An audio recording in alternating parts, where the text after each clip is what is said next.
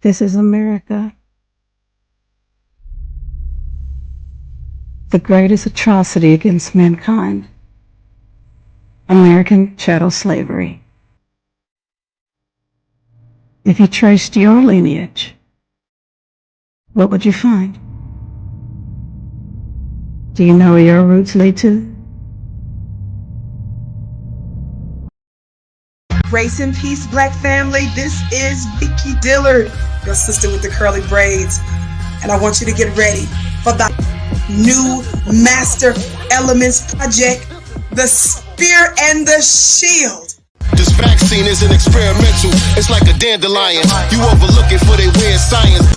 DJ RP Beats and Sincere Love the God have taken this time during the pandemic to carefully craft the soundtrack to Black empowerment with hot tracks like God Mine, featuring Sadat X of the legendary group Brand Nubians. We never die.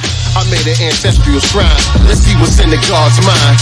Listen, I'm a law in the person of sincere of the God. That mean your arms too short like Carl Anthony Shaw.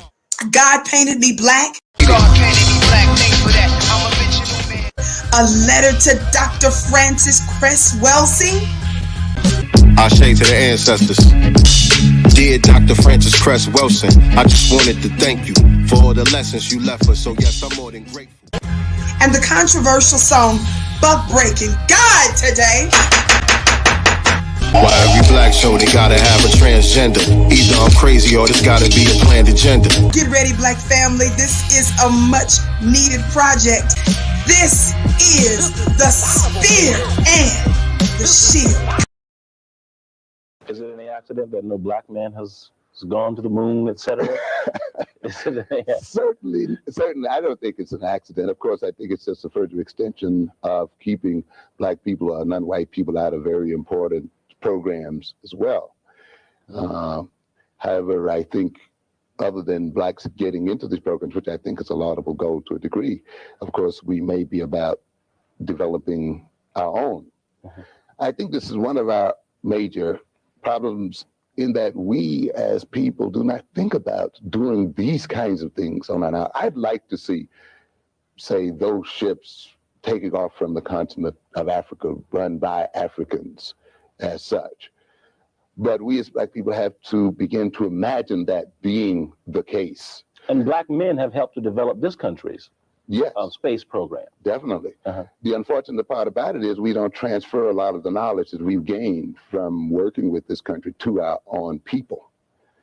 And I think this is the crucial position of black men and black women in this country, is to transfer knowledge and information gained to our own African countries and our own people of color, the world over.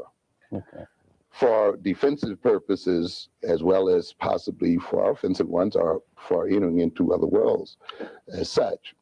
Okay, I want to. The other thing is, you see, I don't think it would be enough, for instance, for a black child merely to dream of being on the spaceship with white astronauts, or to dream of being a part of a program. To me, that helps maintain the servant mentality that is too prevalent in the black community. We are just an extra, or we're taken along as an extra as such. I'm looking forward to black men being the masters of space, let us say, being in control of space, let us say. So it won't be enough to just ride along and be along. We must have our own space program. We must explore our moons and the other sides of the world, because it is only out of mastery and the desire for mastery, and what may be a very bad word, the desire for power, that mental growth takes place, you see. To opt for equality, as we've done too much, does not put enough of emphasis on mastery of ourselves and our destiny and so forth. You said in a previous conversation that there's a difference when you see a child who's going to school to master something, as opposed to become a master, that is, as opposed to becoming a servant. What is the difference in the child? The major difference is on how he interacts with the information that is being developed in the classroom, and how he perceives that information and how he's going to use that information. To a good extent, a person who's not headed for mastery, let us say, essentially is interested in learning what as against how, you see. And to a great extent, then his approach to knowledge is passive. And he's more or less, he becomes more interested in memorizing and remembering what is told him. And he's learning more to take orders than he is to give orders, you see. And to a great extent, many of our so-called educated blacks, our very highly educated blacks, have still been educated in that mode. So you go to, and unfortunately, many of us go to school to get a job, for instance.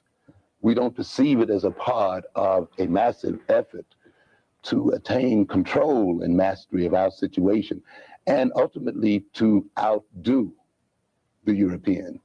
You see, one of the major problems we have as a people is, and one of the major functions, let us say, of Eurocentric psychology and sociology and history and so forth, has been to convince non-white people of the invincibility of white people, to convince us that the white man is not capable of being defeated, that he cannot assume his minority position in the world as he is.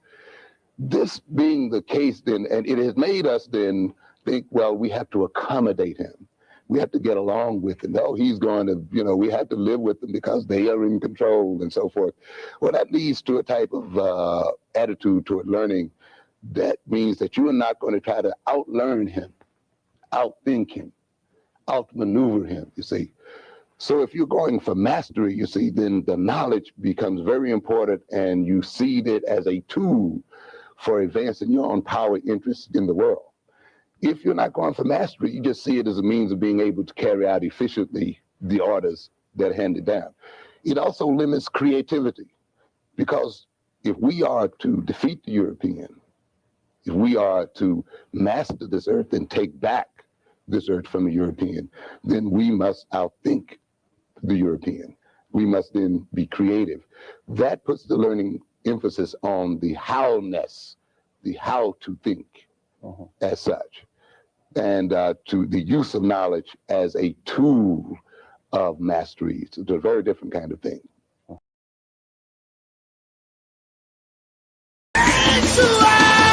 Do for self or suffer the consequences. The wisdom of Elijah is inside of the conscientious, so I move. All right. Once again, it's on. Peace, family. What's going on? What's going on, everybody? Welcome to another episode of Sincere Love the Godcast. I am the God Sincere Love, and I am here with my lovely co-host, nyctegur. What's going on this Sunday? You there? What's up, everybody? I'm good. It's nice weather. It's nice.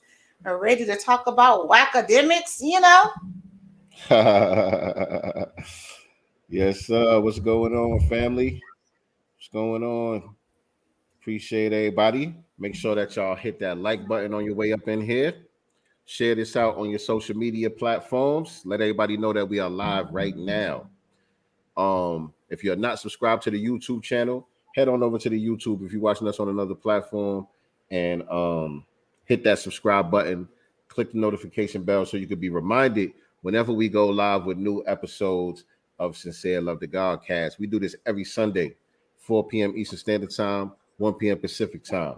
Also, be sure to check us out for the Black Business Showcase series on Wednesday and Thursday nights at 9 p.m. Eastern Standard Time, 6 p.m. Pacific Time, every Wednesday and Thursday. And I'll be forgetting to tell y'all, we on Spotify too, man. If y'all if y'all like to watch y'all podcasts and stuff on Spotify, we are on all anywhere where you can listen to podcasts. We're on all the platforms as far as the audio, but Spotify recently added video to their platform, so the replay of our broadcasts are available on Spotify as well. So make sure that y'all like us or subscribe to us or whatever it is that you got to do over there on Spotify as well. Check us out on Spotify. Just type in Sincere Love the Godcast.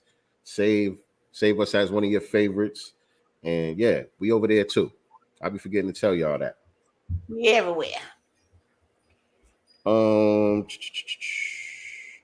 What's up? Some chick named Star Kid Gravity, Virgo Venom, and Jesse Paris for Denver Mayor. Thank you all for tapping in with us on this Sunday. Hey, Jesse, you was over there giving to Hawker Beta at work last week. Yes, he was. Yes, he was. Shout out to you, brother. Can't wait to have you on. I know we got you coming up on the Black Business Showcase in a couple of weeks. Yes. Can't wait to have you on to chop it up, man. That was good. That was good information. That was good shit you was dropping over there, man. I like that, man. Holding it down for the FBA family. Getting all this confusion out the air.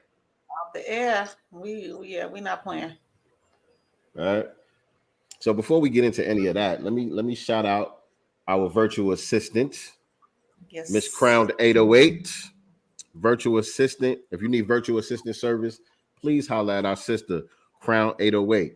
She's an HR generalist. She handles emails and calendars. She can take care of your events and travel. She does project research, project management. What's up, man? Why you interrupted, man? Make sure to tune in on my page too. Say what? I said make sure to tune in on my page too. Make sure to tune in on his page too. Yeah, we brainstorming on how to get his YouTube page started too, man. That's my son 7. For those of y'all that don't know, that's the young god right there. Yeah, he ready. But research, she does research projects, she does project management, she can handle your proposals and contracts. She's a board of directors liaison and a strategic thought partner. So holla at your virtual assistant, Crown 808 at 205-509-7083. Or you can hit her up, info@crowned808.com. And she's at Crowned808 on IG and Facebook as well. Tap in with our sister for all of your virtual assistant needs, all my business people out there. Another shout out, I want to give a shout out to this company right here, man. I was given this hat right here, Admin. Admin? It's called Admin. It means that it means that you have to be the administrator of your life. You have to be the administrator of your affairs. You're the CEO of your life. And so I didn't get to meet the brother that has the brand. I met his uncle. His uncle gave me the hat, and I told him I would give him a shout out on the Godcast as well. And I'm gonna chop it up with Uncle too. Uncle does some videography stuff and all of that. Good dude. But shout out to the Admin brand. Yes, you know what I mean? Shout it's out good to quality and all that too. It's a nice joint. New York to ATL, which was perfect for me. You know what I'm talking about? New York to ATL right there. Shout out to the Admin brand. Shout out to for shouting out his nephew's brand, because sometimes it be family that, support you last. So shout out to the uncle for, representing, for his nephew and putting it out there. Yeah, definitely. But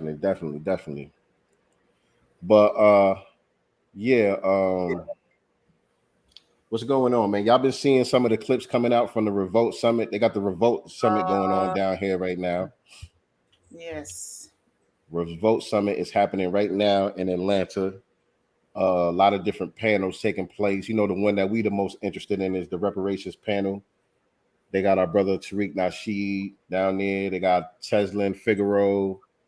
Who else is on there? Killer Mike, Reza Islam, Camila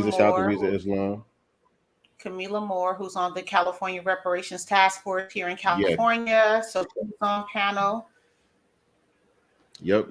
And I saw what's her name? Erica from Living Single. Oh yeah, from Living Single. Erica Alexander, I believe. Yeah. Erica Alexander. I saw her up there too. I didn't hear her speaking yet, but I just saw when Tariq put the clip out of Teslin spazzing on somebody in the crowd. I guess somebody was heckling her in the crowd. Teslin had to check somebody. out there. No. Don't hurt nothing. Don't hurt nothing, Cheslin. Don't hurt nothing.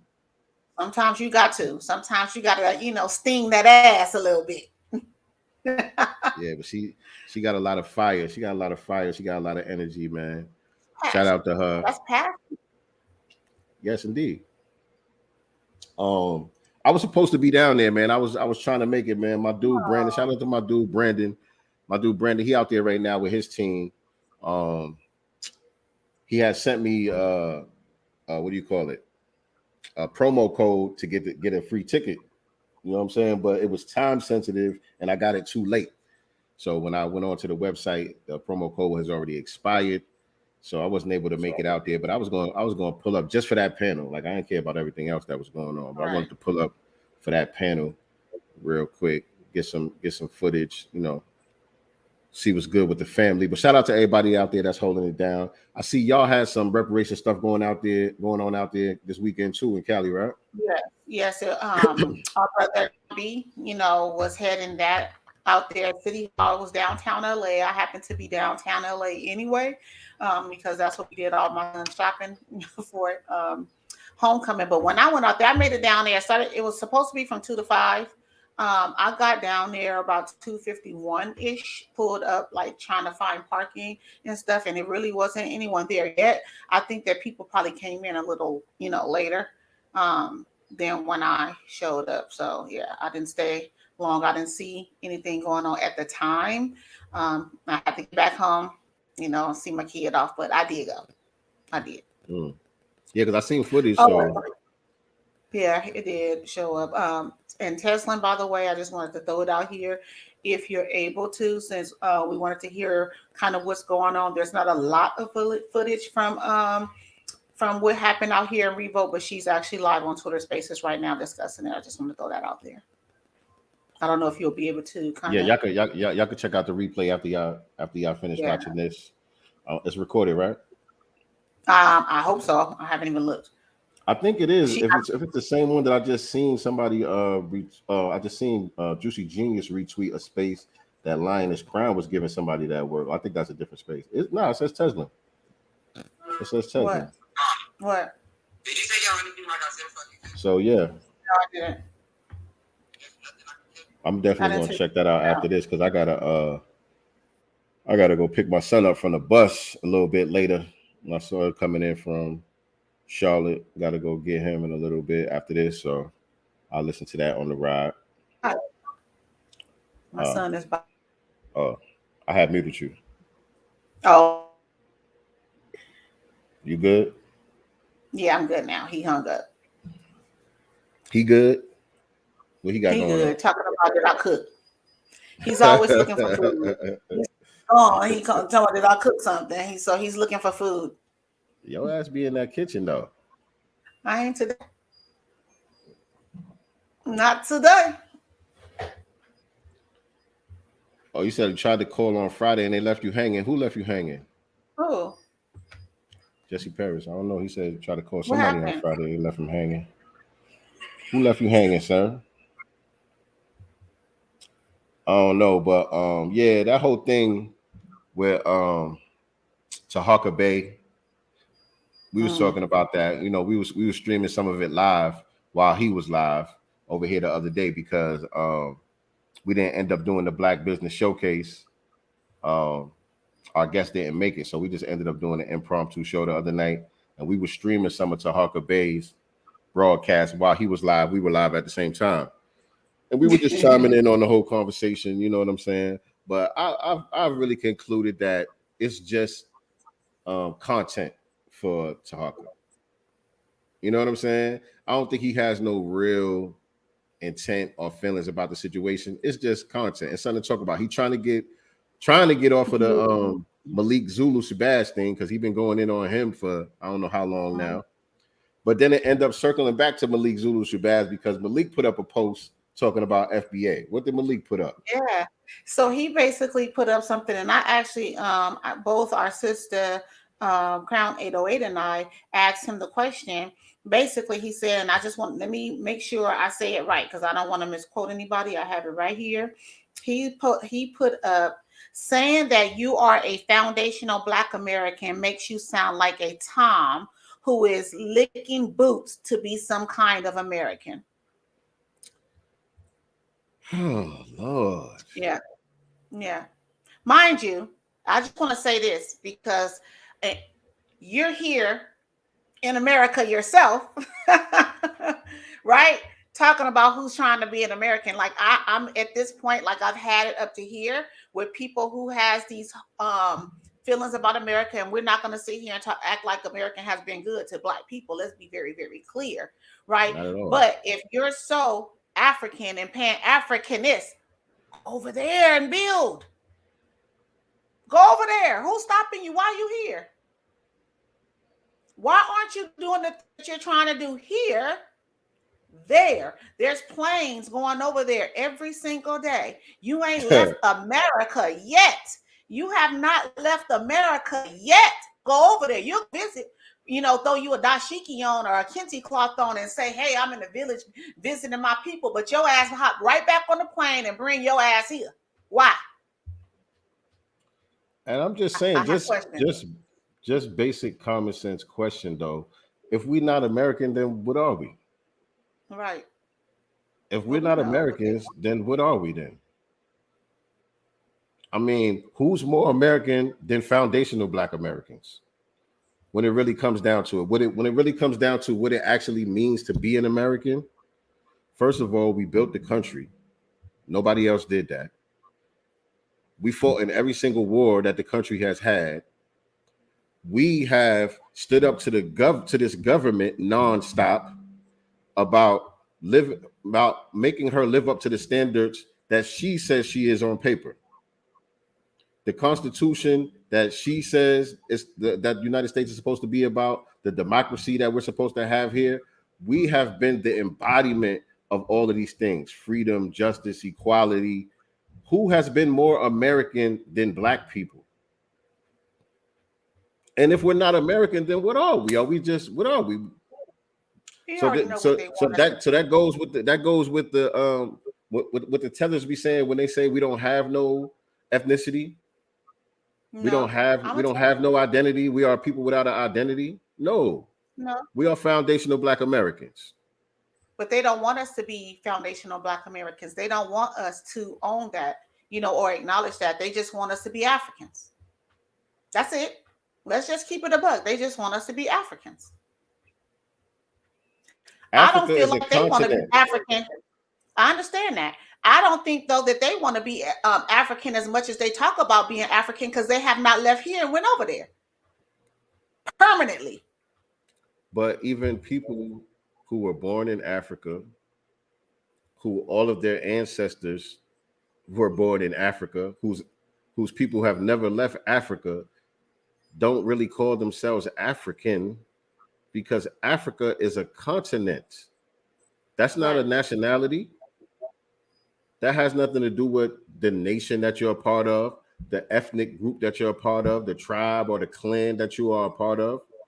That's how most people on the continent identify, based off of their tribe first, their religion, all of these other things come before being African. We're foundational Black Americans, man. That's just what it is. That's just what it is. I seen somebody in here say they was Dominican. Mari 2 Diff, shout out to you, brother. You Dominican and Black. What does Dominican and Black mean, though? Yeah, I want to know that too. What does Dominican and Black mean? Explain the Black part. Explain the Black part, if you could, brother. And welcome to the GodCast, by the way. Where the air is clean and crisp, right? Why don't they go over there where the air is clean and crisp and stop breathing in all this racism? Come on, man. I don't understand these bad faith arguments, man. You know what I'm saying? Just again, being contrary to be contrary.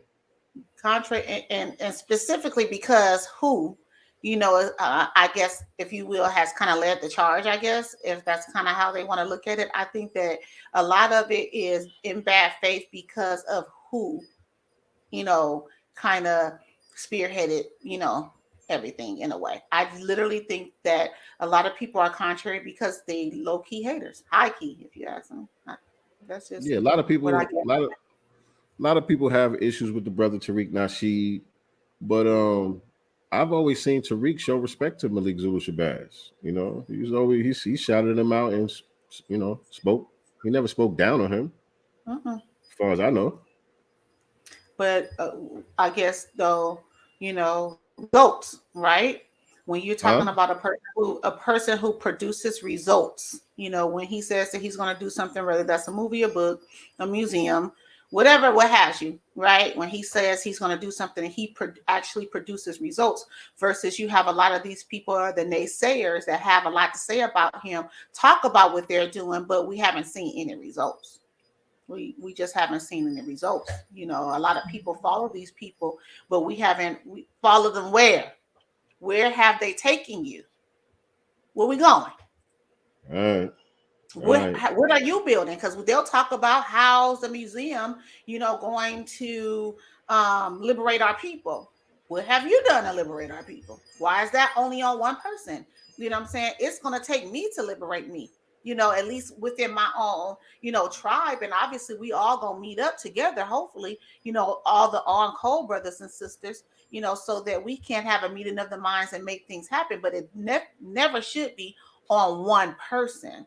It's almost that God complex that people have when someone with influence, and has a voice within our community. It's almost that God complex, and people expect them to do all the heavy lifting, and I'm supposed to sit back, and do nothing. And then when this person also shows signs of success, they dress good, they live in a nice home, now it turns into the pocket watching shit. Well, now this person is stealing from the community. Stealing to me is when someone takes from me and I didn't give them authorization. But if I give something to somebody, then it's not stealing. Right. Even if that person is receiving donations or anything else in bad faith, if I gave it because I believed in it at that time, it's still not stealing. Right. And the other day when we did the broadcast, I opened up with a clip off of the Hip Hop Cartoons page, as we often do around here sometimes. Shout out to Carlito's Way, who puts those hip hop cartoons together with Brother Neely Fuller and other teachers. But I'm gonna play it again because I think it's relevant to what we're saying right here with as far as Malik Zulu Shabazz's comment. If we calling ourselves foundational Black Americans, we are somehow Uncle Toms because we're trying to be American, because I guess we supposed to just be African or whatever. But I want to play what Neely Fuller said about as far as us being African.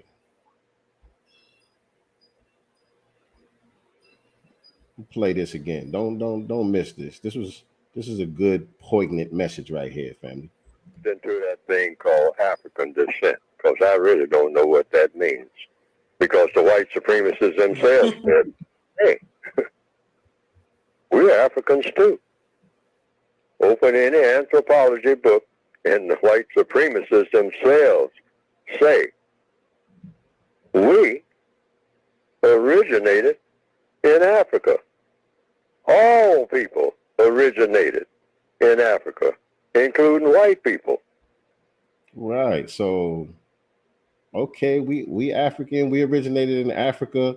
How does that make us unique from anybody else? Right.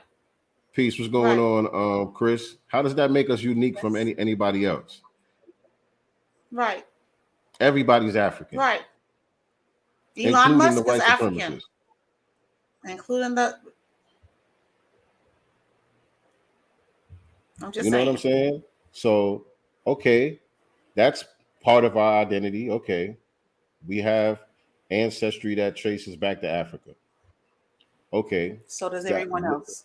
Right. Everyone does. So now how do we start to really identify who we're talking about when we're speaking about the actual people that built this country, the actual people who are owed reparations from the United States of America? you know, we have to start breaking it down. Who are we actually talking about? We can't just say African. Right. You know what I'm saying? Just say this, right? They say, okay, right now the U.S. government decides today, you know what, you guys are right. You know, Black America, foundational Black Americans, we do owe you. We do owe you, but we need to know who's the foundational Black Americans, right? I need all foundational Black Americans to step up, you know, so you can give us your routing number and account number so we can start making those direct deposits. Is Malik Zulu Shabazz running? So Huckabee Bay and Malik gonna be right online. Yeah. Are they standing in line, or are you gonna say, no, I'm not foundational Black American, I'm Moorish. I'm not foundational Black American, I'm Pan-Africanist, so I'm an African. So you denying your check, brothers? Are you brothers denying your check? I have questions. But here's another question. Here's another scenario. You know, if the United States government say, okay, we agree we owe reparations to Africans because we all supposed to be African, right? So if they say, yeah, we did enslave Africans and we do owe reparations to Africans, is everybody on the planet supposed to get a check? Right. How does that work? Now if they say that, who gets a check and who don't? Or land or whatever y'all want to call it. Education, because y'all be saying all this other dumb shit too. You know what I'm saying? Right. Who gets to go to school and who don't? Right. It doesn't make sense. Let me finish playing this. So if you're talking about African descent, so what are you talking about? I'm African too. And then the white supremacists, if they tell the truth, they'll say, hey boy, wake up and smell the coffee. It ain't where you're from. See, you black people got a thing about where you're from. It's what you are now. Oh. So what are we now? What are we now? Because and not what they named us. Cultures. Not what the white supremacists named us to. While you're saying what are we now? Not what the white supremacists has named us. Because, you know, throughout history, we've been renamed, reclassified, whatever you want to call it. What have we named ourselves at this point? Cultures, ethnic groups, tribes, so on and so forth, are formed out of groups of people having a unique experience based on where they at, you know, what they had to go through, you know what I'm saying, during whatever time. And so have we not gone through a unique experience? Are we not a group of people that have gone through a unique experience, different and separate from everybody else on the planet? And right. shouldn't we have a label to identify what that is? Right. We say that it's foundational Black Americans. What's the problem with that term? Because again, this is not us defining ourselves in a certain way is not new. The term is new, but many people have been trying to describe who and what we are in different ways over the years and in the decades. You know, Professor James Small was talking about that on that Hoppy channel when they had him, Brother Chase, and Dr. Cabo in there.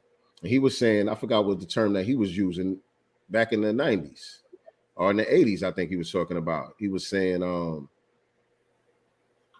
American people of African descent or something like that. He was saying, you know, Dr. Claude Anderson came up with the term Native Blacks. What's the brother's name that came out with Descendants of American Slavery? Yeah, him and Sheldon. Jesse Jackson with African American. Yeah, right. So many people have been trying to define it and describe it for what it is, but the problem has been the terms have been ambiguous, the terms have been confusing and not really airtight. You know what I'm saying? Right. And so Tariq came with foundational Black Americans. Tariq came with foundational Black Americans, and so far we haven't found any loose screws in it. It seems to be airtight. Nobody else can't latch on to it. You know what I mean? It says a lot about who we are. We're the foundation of this country. Right. Right? We're Black. Right? And the country is America. Well, Tahaka said that black means something else because black, when you look at the definition of black, we can't be black because black means so, Yeah, I mean, funny. I understand that. I understand that. I understand that. According to Black's Law Dictionary and all of that, I understand that. You know what I'm saying? But white people are able to call themselves white. Right. Nobody says a because white because the white status under the color of law is a status of privilege. Right. Right. So nobody not going to argue with that. But the problem is, whose laws are these in the first place? The laws are designed and enforced by the same system that we're trying to get rid of. You know what I'm saying? So they're the ones that's in control. They said we black. They put us in the ditch as black people. And so the only way we're going to get out of the ditch is if you address the black people that were put in the ditch. You can't put black people in the ditch and then say you're going to help people of color, or you're going to help minorities, or you're going to help all these other ambiguous terms. You have to address the people that were put in the ditch. And then after we get out the ditch, we can argue about what we want to call ourselves, right? We can argue about what religion we're going to be, which hat or kufi we going to wear. You know what I'm saying? We can argue about all that after we dismantle the system and start to erect a system of our own. Right. But as of now, let's deal with the situation that we in. And I don't see a problem with the terminology that we're using. Foundational Black Americans, freedmen. And also, the thing is, we're also prioritizing ourselves, right? We're not doing the whole Rainbow Coalition, people of color, all minorities, all aggrieved people. Foundational Black Americans are focusing on the lineage, in which we are. And so I think that's also the alert or the red flag that they're waving, like, hey, what about me, niggas? Not to say Malik Zulu Shabazz, I don't know, what his lineage is, to be honest. I don't know. But I think that what we've been seeing lately is part of the problem, is because foundational Black Americans are focusing solely, politically especially, on our own lineage, right? We're not being so inclusive as we have been with policies in the past, because as we can see right now, you have the LGBT community, that benefit more off the Civil Rights Act, right? Which was supposed to be specifically for foundational Black Americans. So you have all these other groups who have a smaller percentage of foundational Black Americans that benefit more. Yet these same politicians will in turn tell you, we cannot do anything specific, for a certain group. But they're doing specific things for certain people and using the laws, that were fought for by our ancestors for us to help improve other people's communities. Right. And so based off of that, with the understanding that culture, a culture is supposed to be a tool that is beneficial to the group, that is used towards your liberation as a group. Right. And so part of our culture historically has been to be all inclusive. And we see that has been to our detriment. We see that that's not working for us. And so culture is not supposed to be something that is static. Culture is supposed to be able to evolve and bend toward the situation that you're dealing with currently. Right. And so now we came to the understanding that the all-inclusive kumbaya thing has not only has it not worked for us, it has damaged us. So we're shedding that. We're getting rid of that. You know what I'm saying? And we circling our wagons and we're focusing on our group, prioritizing our group first. Right. And so it's not against anyone else. It's about self-preservation. That's the first law of nature, self-preservation. You know what I mean? So we got to take care of our needs before we can do the kumbaya thing. And other people have to want to do the kumbaya thing also. Right. It has to be reciprocal. Mr. Malik Zulu Shabazz, this is the same brother, who's saying Tom and all this stuff. Yeah, you were just posing, with one of those candidates, I forget, was it in Virginia, who has pled guilty to, I think statutory rape. you know, and stuff like that. This is also a white dude politician. I can't think of his name right now, but it's in Virginia, who's also against gun rights, you know, taking your right to bear arms away. And you're supposed to be like the head of the new Black Panther Party and all these, you know, gun parties, yet you cheesing, skinning, and grinning with somebody that's against it and who's also been convicted, right, of statutory rape. That's interesting. Yeah, very interesting. You know, so I just think that people in glass houses shouldn't throw stones. I'll just say that. Let me let the OG finish cooking. What you will be. It ain't where you're from. Everybody's from somewhere. So what? It's who has the power, boy. You ain't noticed that? Who has the power and how did they get it? And we know more about that than anybody. Because we got it. And you ain't. Now figure that one out. Now you can talk about where you're from all day long and you can talk about where I'm from. So what? Where you're from is where you are now. And where you can go. And what you can do when you get there. Each and every time. And nobody can stop you. And as a white supremacist, I ain't found nobody who can match that. And that's the voice of the white supremacists. Mm-hmm. So we should get out of this thing of studying our navels. You know, that's what I call it. Okay. Sitting in a corner and talking about, well, you know, I got some great ancestors. Well, what does the code say about ancestors? You know what I say when people ask me about my ancestors? I say this, what I've written in the book. My ancestor invented breathing. And I never say nothing else. That's all. Top that. Top it. Can't. Top that. You know, most of these people, and I'm sure Malik Zulu Shabazz has read, I would think, you know, he considers himself a conscious brother, you know, a student of Dr. Khalid Muhammad, all these things. Like, and you didn't learn nothing. You know, like these people are aware of this, and then they still come out here with these, you know, jabs. And speaking of Dr. Khalid Muhammad, you know, he was addressing tethers too back in the days. Yes.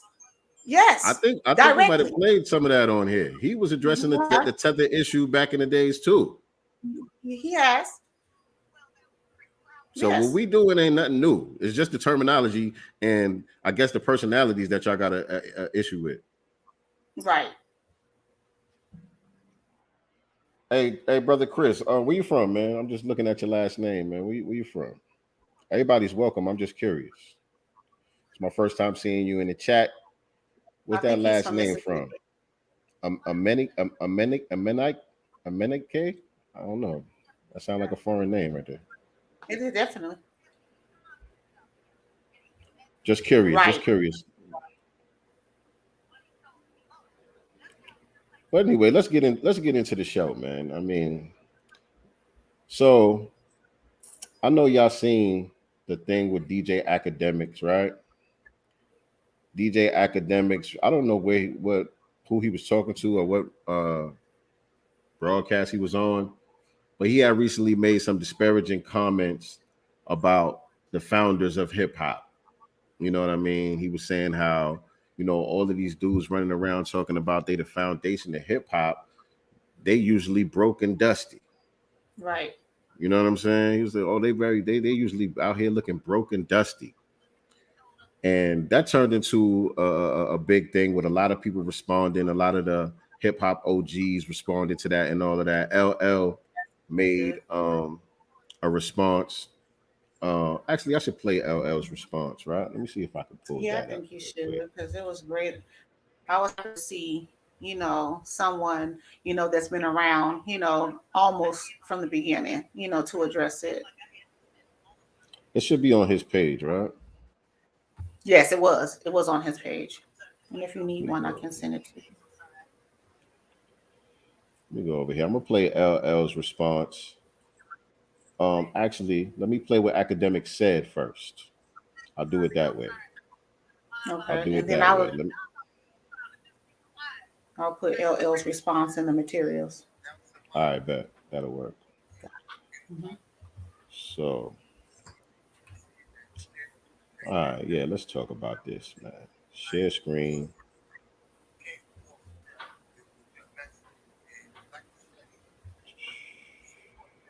Can y'all see it? Not yet. Okay, here you go. Okay.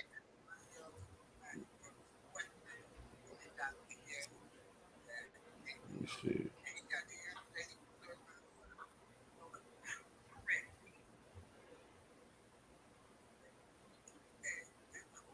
Them niggas, bro, have you seen any of these old rappers who be like, yo, they're the foundation of hip hop, really living good? Them niggas be looking really dusty. I kid you not. And then none of y'all try to come for me because I don't fuck with y'all niggas either. So I'm just tell y'all the truth. Y'all be looking like every time they be like an old nigga talking about hip hop, you be like, yo, bro, you sure you invented this? Because everybody else living better than you. So that's what I'm trying to tell you. Them old rappers, man, them niggas, bro. Have you seen any of these old rappers who be like, yo, they're the foundation of hip hop, really living good? Them niggas be looking really dusty. I kid you not. Yeah, so that was this disrespectful tether, this culture vulture, you know, disrespecting the founders of the culture that he's eating off of, that he gets his daily bread from. You know what I mean? And LL had a response. Let's play LL's response real quick.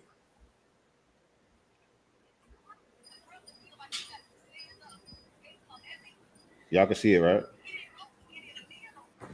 Yeah.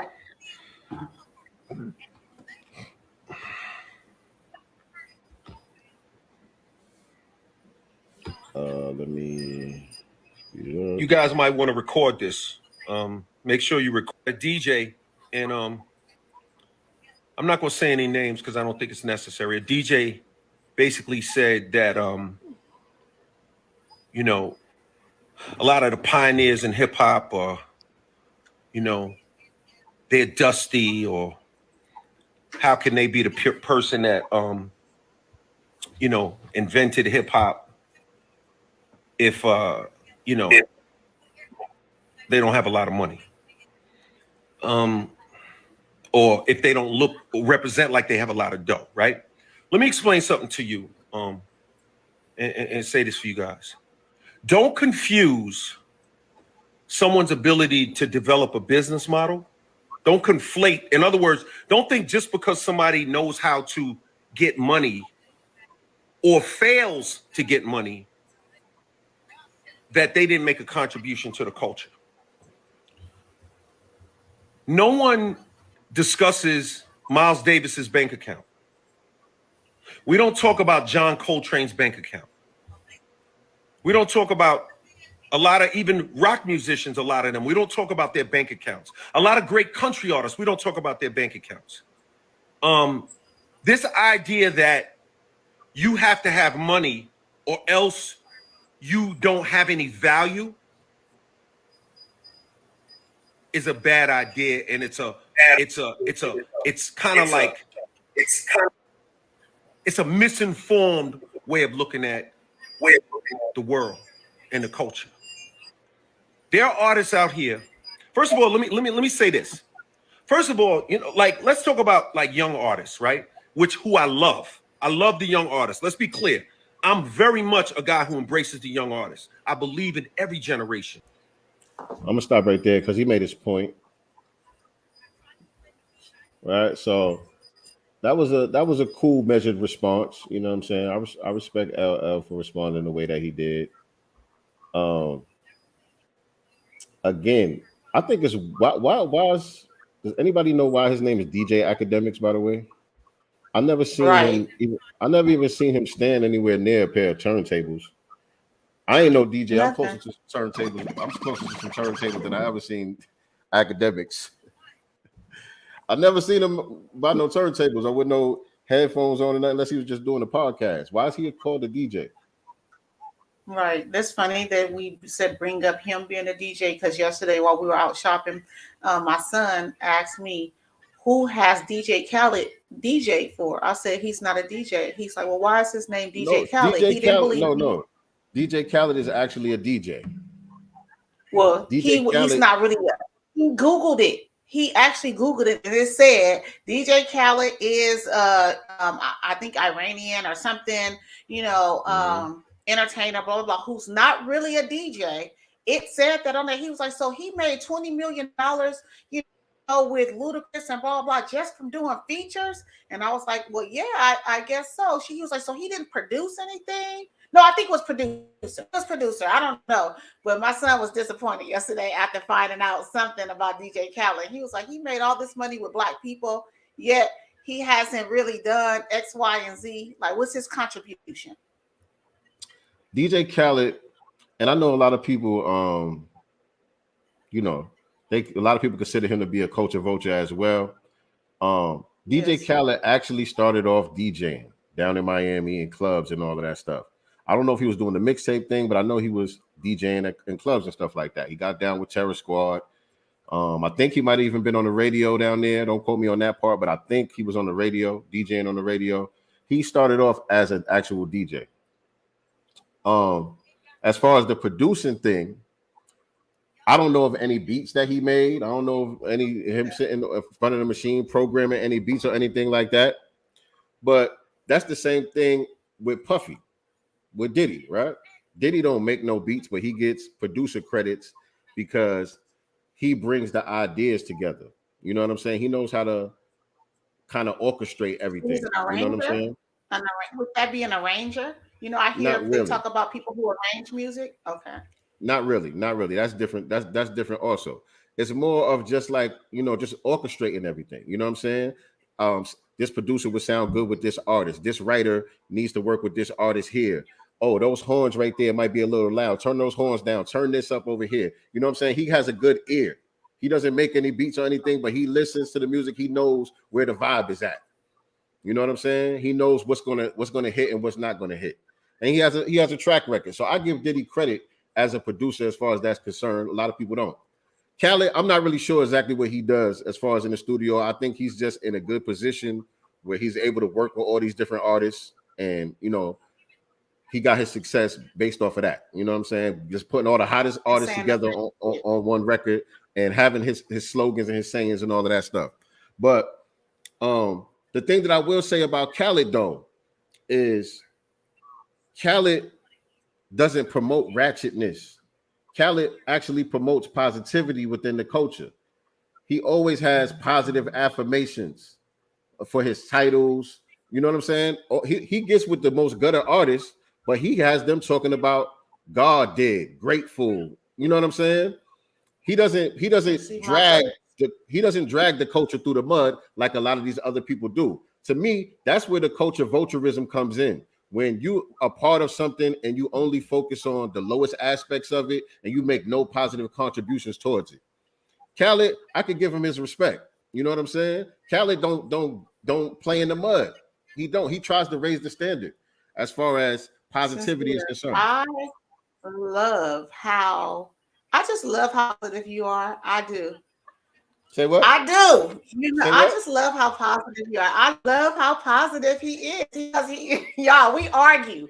Y'all have no idea. I be like going ham in the back and whatever. He'd be like, no, you need to look at it from this perspective. He tries to, and I just be like, look, I understand for a lot of y'all, especially where we at now, with the delineation, with us claiming our cultural contributions and all that. I understand for a lot of y'all, it's like, okay, now if you ain't Black, you don't belong here.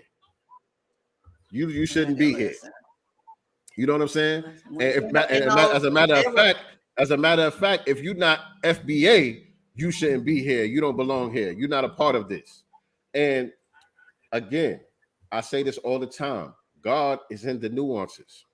If we're going to get rid of everybody who is not FBA, it's going to be a lot of legends and icons that's kicked out the whip. It don't make sense. Everybody is not a culture vulture. Everybody is not a culture vulture. You have to look at the situation case by case. So you don't feel like DJ Khaled is a culture vulture? Not from anything that I've seen. Not from anything that I've seen. He's made positive contributions to the culture. I don't know what his talent is. I don't know what his talent is. I feel like what is the positivity that he's brought to the culture? Then some positive affirmations. Like we have a lot of brothers and sisters who, you know, give positive affirmations on social media all the time. We are the best. Like that's all he's damn doing. Damn it. Yes. Yes. I could have did that. Yeah, but he could be saying, fuck that nigga, kill that nigga. That could be his slogans. He could be saying that. He could only put those rappers on his records that focus on that type of shit and just, you know, all the lower chakra stuff. He doesn't.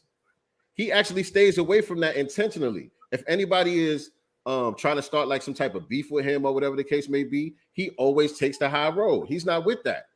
He don't try to act gangster. He don't try to do none of that. You know what I'm saying? He's all about positivity, good vibes and all of that. That's all I see from the man.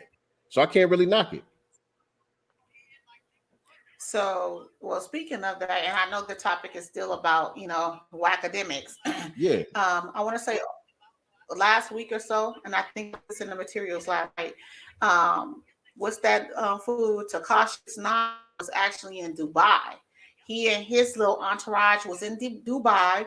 They're at a club up there. You know, they got their little VIP section. Everybody vibing out. So I guess he walks over to the DJ booth and he says, hey, you know, play some of my music. And the DJ goes on. And this is, I guess, an Arab, you know, DJ. And he goes, we don't play snitches out here.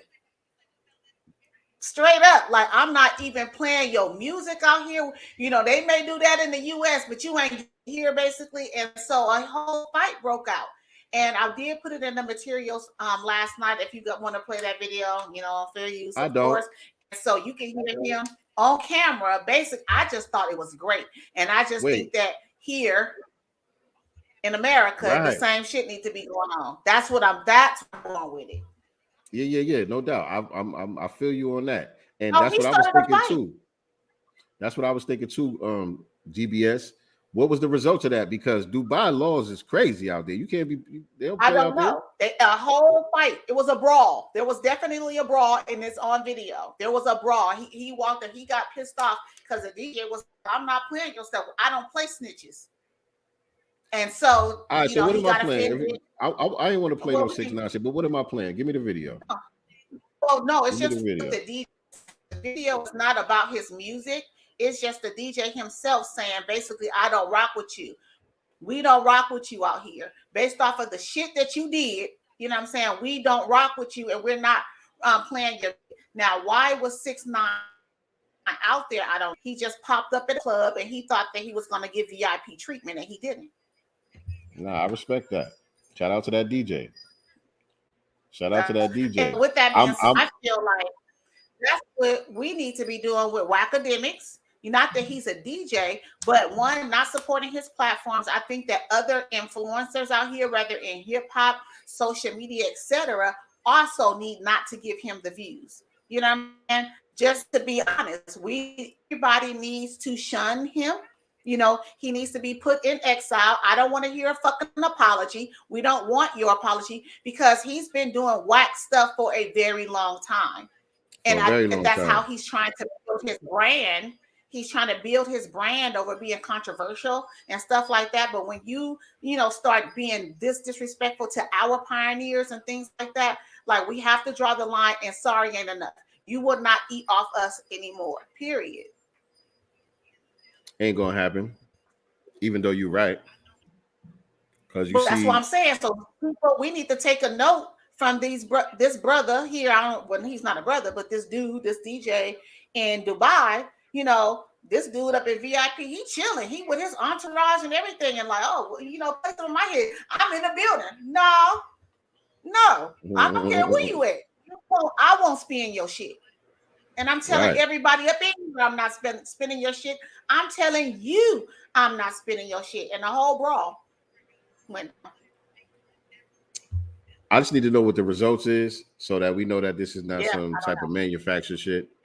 Because even with the Akademiks thing, I feel like there may be a level of, controlled outrage. Like, what I'm saying? I feel like a lot of this stuff be designed. Man, because I'm gonna get to that part in a little bit too, because some of the reactions that we see, I got questions. But I'll play the video. Let me see the video. Let me see the video from Dubai. You found it? I put it in last night.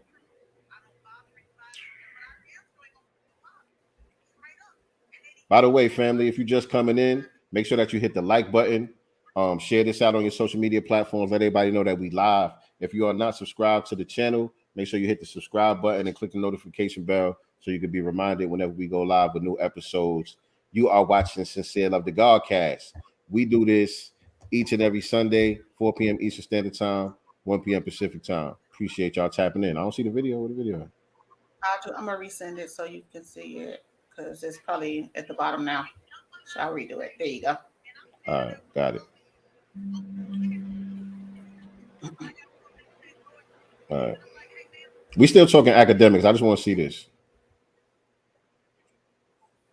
Is this going to open up another page? Is this on Twitter or something? It shouldn't open up another. It didn't on mine. Let me see. Yeah, I knew it was. All right, hold on.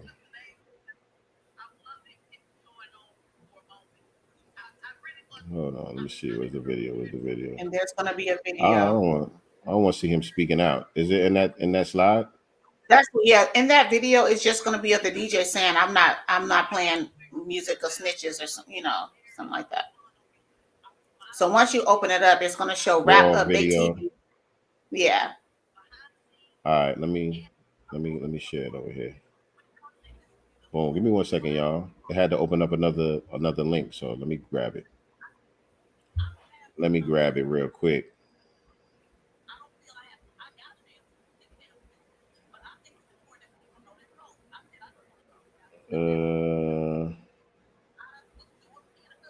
And it doesn't look like he was arrested or anything, because there's another video in there of him speaking out. Him responding, yeah. That's suspect to me.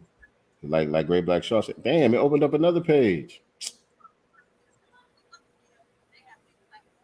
Well, that right there is the video, I think. Yeah, but when I clicked on it, it went to another page. Oh. It won't just let me play it. Well, y'all can find it up on rapitup.com, rap-up.com. Yeah, it won't let me play it. That's it right there, but it goes to a whole nother link. But anyway. Akademiks, it is.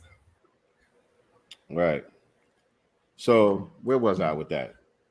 LL responded. I didn't really have a problem with LL's response. You know what I'm saying? Me out of all people, shouldn't, right? Because it was fair and measured. But I did. Several people responded at this point. I didn't see Griff's whole response. I saw Brother Rich was about to interview him, but I didn't watch the whole thing. What did Griff say?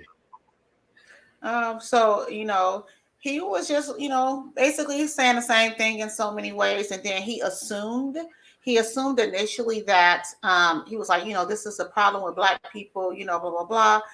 And so somebody was like, well, hold up, Griff, he's not, Black American. He's actually Jamaican. He went in on that. Like okay, well, that's another problem, because y'all come over here, eat off the culture, blah, blah. So he went ham. It was great.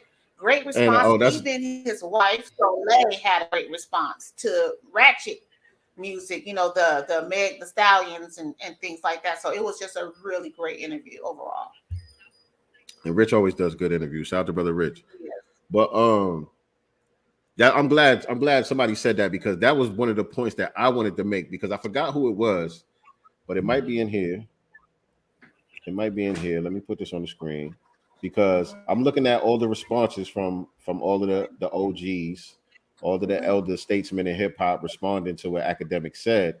And one of them said something about Black people, we're the only ones that tear down our elders and forefathers or something like that, they said. All right, Scorpio from Furious 5 says, sending a salute to LL Cool J for responding to Akademiks' disrespectful comments about the foundation of hip hop. Scorp is at the desk. Who else? Funk Flex. Oh my God. Funk Flex. LL Cool J breaks down the culture then and now in amazing form. He put no, but he meant now. Probably one of the most amazing words of the year. Akademiks, love my brother. Right, that's his Jamaican brother, by the way. I didn't post your commentary because I feel it would be misunderstood. You are entitled to your opinion. I am a fan of your perspective. I know that some, not all, of the more established veteran rappers have not embraced you like they should. Let's change that. You are the voice of the youth. This is Flex. We could learn from you, and you. He's Jamaican. We could learn from you, and you could learn from us.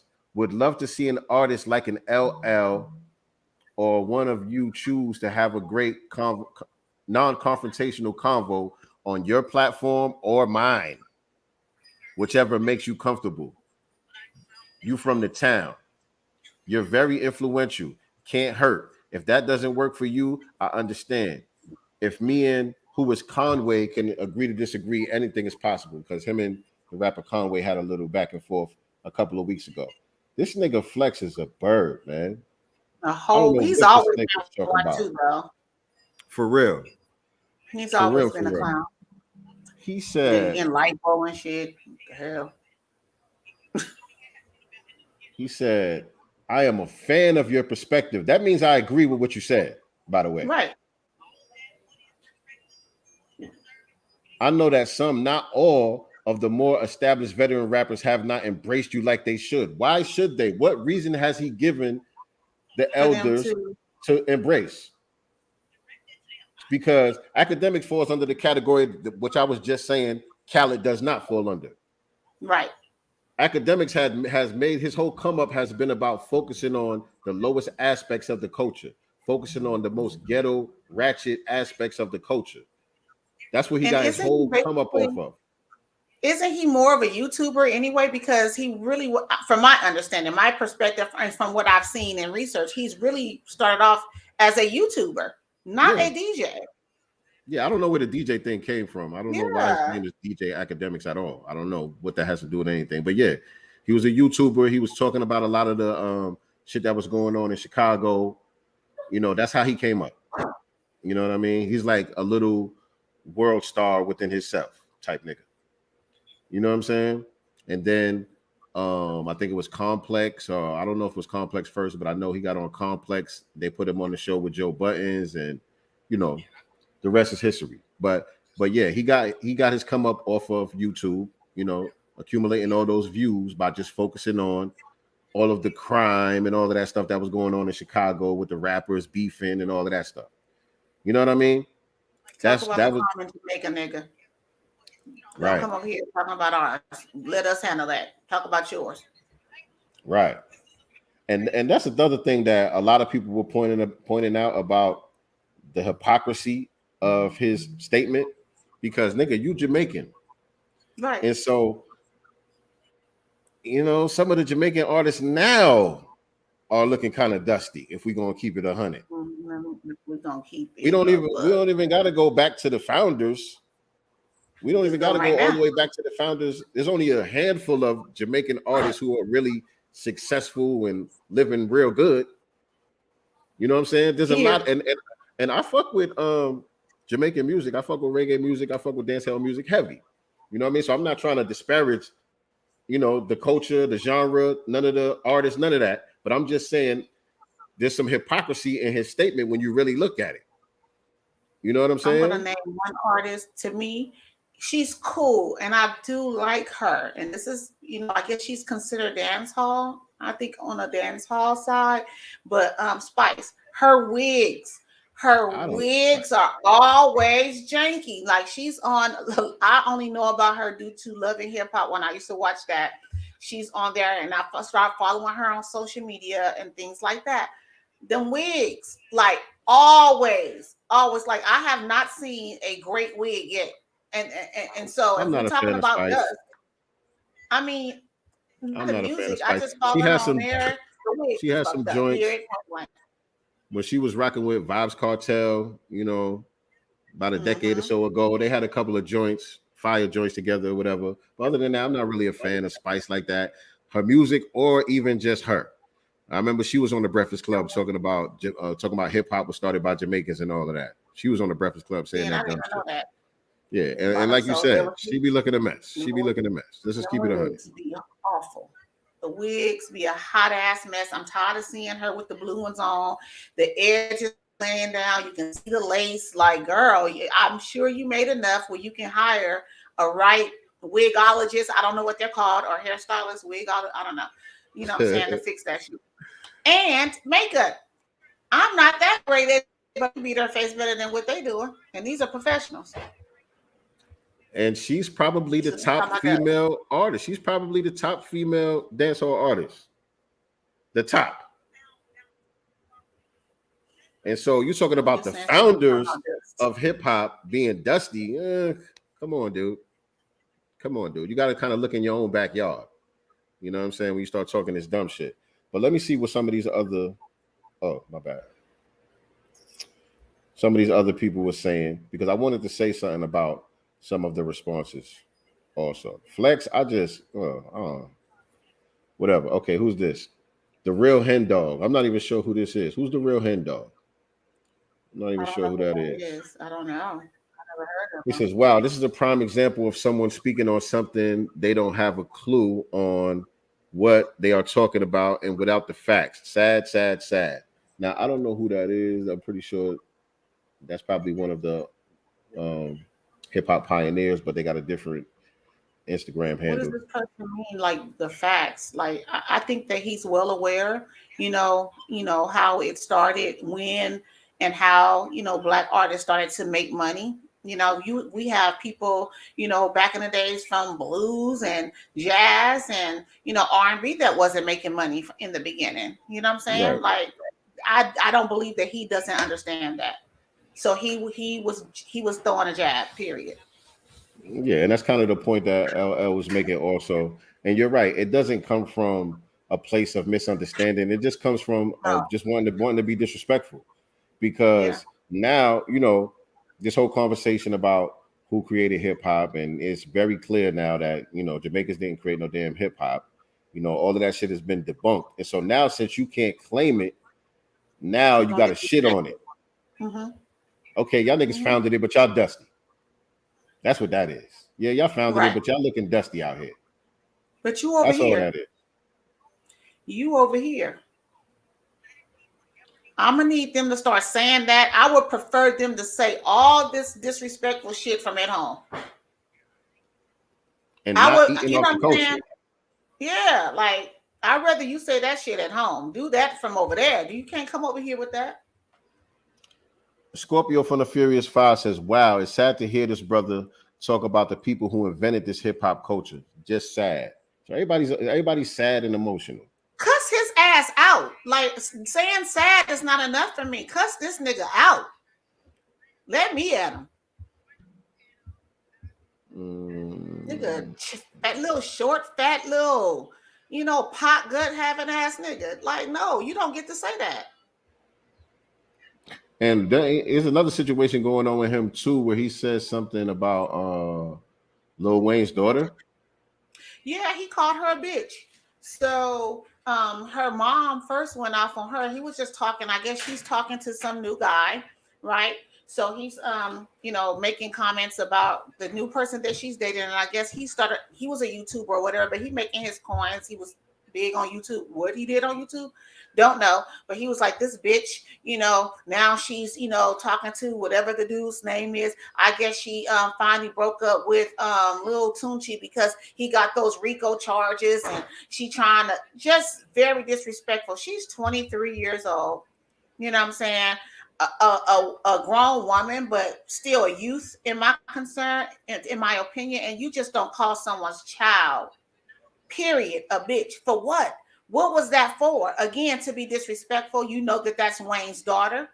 You know what I'm saying? So it's still another disrespect, not only to her as an individual, but to her father, who's part of this culture. Well, Lil Wayne, handle your scandal. Yeah. That's all I can say about that. Handle your scandal. You know what I mean? That's your daughter. That's your baby girl. But a lot of people coming out though, a lot of people, even and T.I. actually was like, nigga, like meet me. We need to, maybe we need to sit down or something. Maybe we need to meet, because again, the shit that he's doing. What about Wayne though? Wayne that I have seen has not said anything as of yet. Her mom, and that's fine, and that's fine. I don't really want you to get on the internet and talk shit to the nigga, right. But handle your scandal, nigga. That's all I'm saying. Handle your scandal. Definitely. Birdman, where you at? And so this is Van Silk. Van Silk is one of the original promoters of the early hip hop parties and all of that stuff. He was recently on one of Tariq's spaces on Twitter, and he was on the GodCast with Lord Jamal when he had some of the other OGs on there talking about the origins of hip hop. This was his response to Akademiks. DJ Akademiks said, "Old rappers, the foundation dusty." Sad to say that last night after watching Akademiks, aka Big Act, talk about NBA Youngboy, out of nowhere he just said, "Old rappers, the foundation is dusty." My brother Act, you definitely took a shot at the foundation. Who are you specifically talking about? How much do you know about the culture and history of hip hop where you earn your great living off of? You definitely insulted many you never met and never had any dialogue with. Hip hop most important years are 1973 to 1983. By looking at your date of birth, you will be considered fourth generation. Maybe you should reach out and let us know what you really were thinking and who you were talking about. I don't need him to do that. I can read between the lines. I have a brain. You know, I don't need him to explain nothing. He was being disrespectful and he needs to be checked, period. Checked and exiled, period, point blank. How many more times, we've already gone through this with Fat Joe, Busta Rhymes, you know what I'm saying, and others, right? Now you have this fool who understands what kind of has been going on, with that, and then he comes out again and disrespects the culture. This man has really good understanding. He needs to be checked heavy and exiled, period. Send his ass back home. Pack his ass up. Right. And all of this weak, passive, can we get along energy is the reason why we are where we are. This is the reason how we got here in the first place. Because y'all don't want to close the door on nobody. Y'all want to give everybody. Listen, I'm Mr. Benefit of the doubt, but y'all going too damn far. Period. Now, if Sincere says you're going too far, if Sincere says you're going too far, you've gone too motherfucking far. Right. Certain shit got to get checked at the door, man, and shut down immediately. Look, Cujo from Goody Mob, he said you don't hear any other genre of music but hip hop disrespecting the foundation of their culture. And now that's what I was going to say to the point that you made a little bit earlier. The reason why he's able to do that is because it's not his culture. It's not his culture. This is not his culture. Yeah. That's the reason why. So don't put it on black people. Don't put it on black people because foundational black Americans, we don't do that. Nas ain't never disrespect Rakim, Melly Mel, none of them. As a matter of fact, he saluted them. He wrote a whole song about Rakim. You know what I'm saying? Foundational black Americans, we understand the roots of where we come from because those are our roots. But if those are not your roots, and that brings me to he only came here to eat. He only that came brings me to what the Black Dot had to say. Black Dot. Yeah, Black Dot. He talked about the root. He talked about the seeds. That analogy was perfect. Perfect. And by the way, this is the post of the week, by the way. Our brother Black Dot from Urban X TV. Good friend of the show. And I know he went further on Urban XT on their channel, Urban X TV. So go check out his full response to the whole academic thing over there, but this is what little 90-second thing he put up on Instagram, and this was perfect. Really, really, I ain't hear no better response to this, and nothing more really need to be said. Now, where would you plant seeds, Academic? In the dirt, am I correct? But we wouldn't call the seeds dusty or broke just because they're not the fruit that the tree bears. The pioneers who came before records are the seeds of hip-hop, and all of the branches and pioneers that came after that would be the tree branches and the leaves and all of that itself, whether West Coast, East Coast, dirty South, and the fruit that the tree bears are all the different styles, genres of hip-hop that came from that, including its political fruit, its social fruit, its economic fruit, its spiritual fruit, so on and so on. Those who pick the fruit from the tree and just put it in cute little baskets and market it and sell it, they may reap only the financial benefits, but they have no understanding of how it got to where it was. The apple would never disrespect the seed. In fact, the seed is embedded within the apple unless the apple has been genetically modified and it has no seeds, which means it doesn't understand its history. I'll leave that for you to decipher. As long as we water it, nurture it, and respect it, the eternal tree of life will give us forever fruit. So tune in to my YouTube channel, Urban Next TV, and I will break down a full breakdown of what I mean.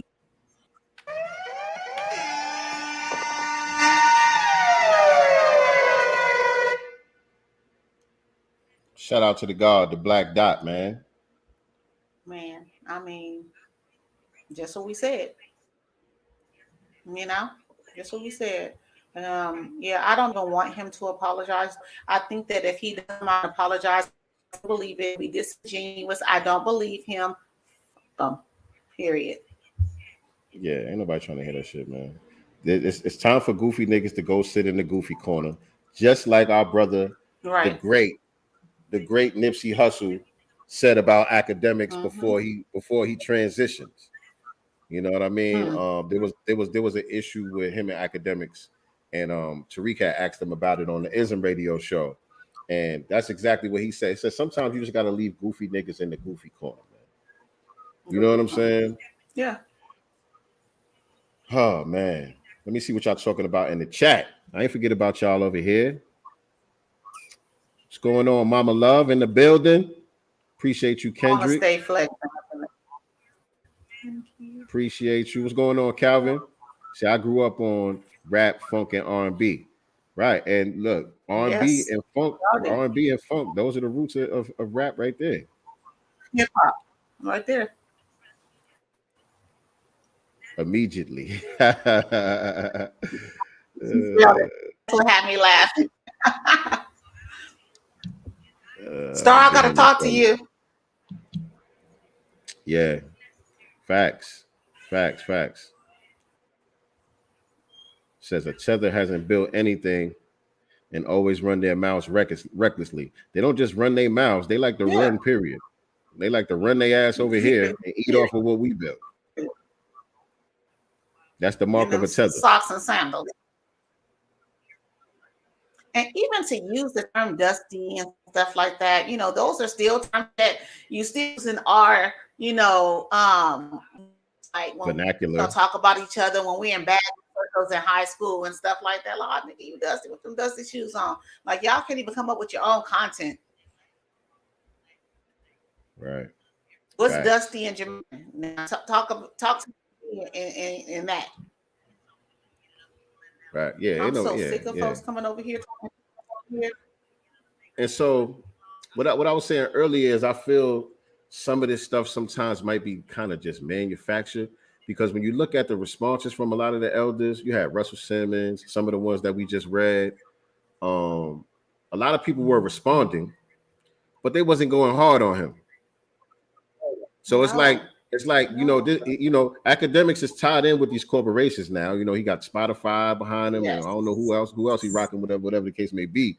So it's like, it seems to me like they let everybody know, that's our dude. Don't go too hard on him. You know what I'm saying? We don't want to completely discredit him and, you know what I'm saying, destroy his credibility all the way, because everybody is only going but so far. Everybody is dealing with him with kid mittens on. You know what I'm saying? And I kind of don't respect that. Yeah, I mean, it's the mainstream artists. People, you know, they're kind of not within in those corporate realms. You know, they're kind of saying what they want to say with unfiltered, like Griff. You know what I'm saying? Unfiltered. Right. But everyone else, like you said, kid gloves. Like, I don't understand this. I feel like, no, you disrespect, I'm going to come at you with the session. Period.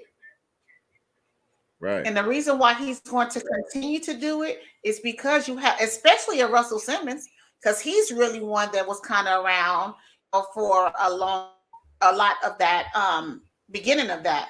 Why are you putting on kid mittens? Go the fuck off. Russell Simmons is one who has a potty mouth. He cusses. That's, you know, language. Like, go in. And I'm not saying you gotta call him all kind of bitch niggas or something like that, but like, go in, like, nigga, don't you ever disrespect our fucking culture, period. Like, I like to cuss. I would love to see some fans. I would love to see someone just pop them in the mouth, you know, on the black hand side, how your mama would do. You know what I'm saying? When you mess up, like, you know. We ain't promoting no violence. We ain't promoting no violence. You know what I mean? If he get hit in the mouth, he might get hit in the mouth. But you know, we ain't promoting no violence over here, man. You know, got to follow the rules on these platforms. You know, but sometimes you know what I mean.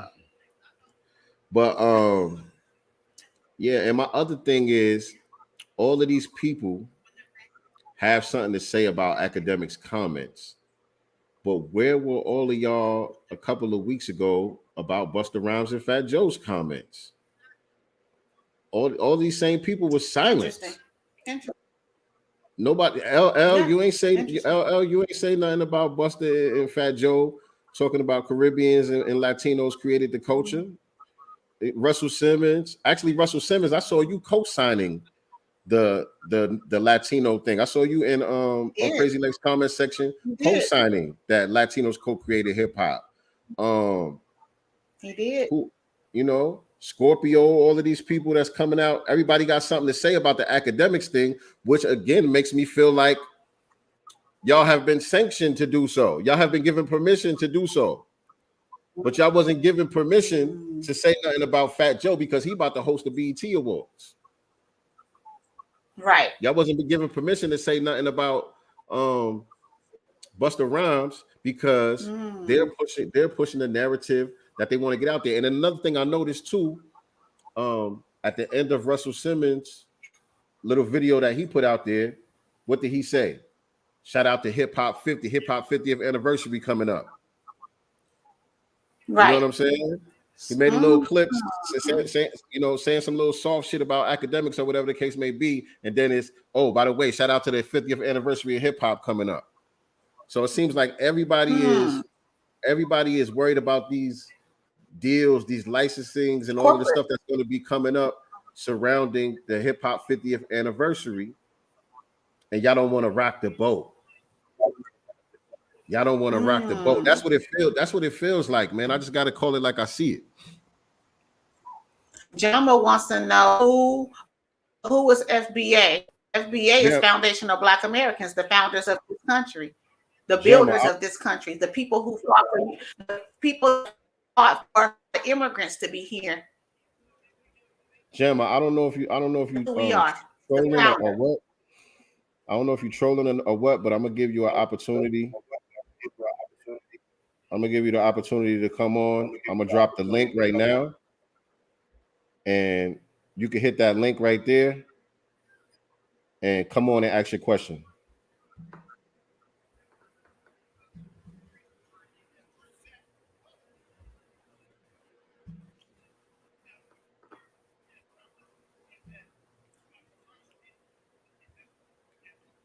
All right, I'm giving you. I'll give you the benefit of the doubt, but I dropped the link. See that StreamYard link right there in the chat, Gemma. That's for you. If you want, you can click that link and come on and we'll deal with your question.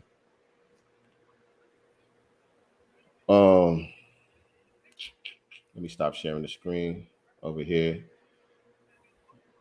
But yeah, that was all I had to say about that, man. I just find it kind of funny. I'm like, damn, all y'all got something to say about this academics thing, but nobody ain't have nothing to say. Nobody.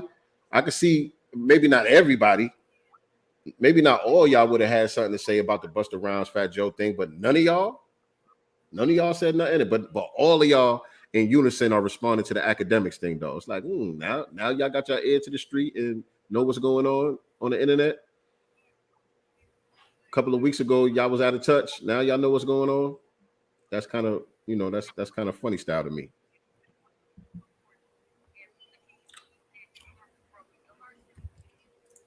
What we got? What we got in the as far as stories this week?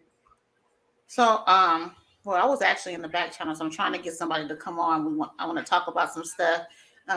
He's talking to me about in the back channel. I don't want to say it on here. I'm trying to get permission or whatever, but I let him know that the link is in the chat. If he wants to pull up, let's talk about it. That was the brother who said that he's Nigerian and FBA. We're dialoguing in the back channel, so I'm trying to get him to pull up. I let him know the link is there. Who said that? I didn't see that. You remember the guy? Let me get his name on here. The dude Chris something? Yeah, Chris. Yeah, I'm trying to get him to come on. Okay. He's DMing me. He's DMing me. All right. So, which one story we want to talk about? I guess we can talk about this bull crap that's going. Go ahead. I was going to say, if you want to, keep it in the hip hop realm. I know there was a couple of other things in there that was, well, we did the 6ix9ine thing, but I think there was something else that was on the hip hop side of things. Yeah. I think.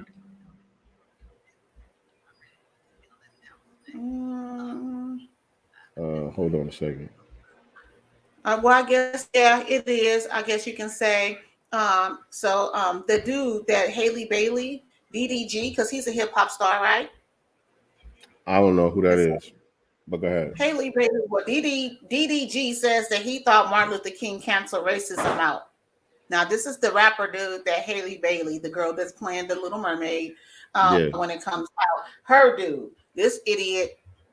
I guess because she's receiving all the backlash or whatever about being the first, Black Little Mermaid, and so he was responding to the racism that she's. What's his name? DDG. I've never heard of him. Me either. American rapper.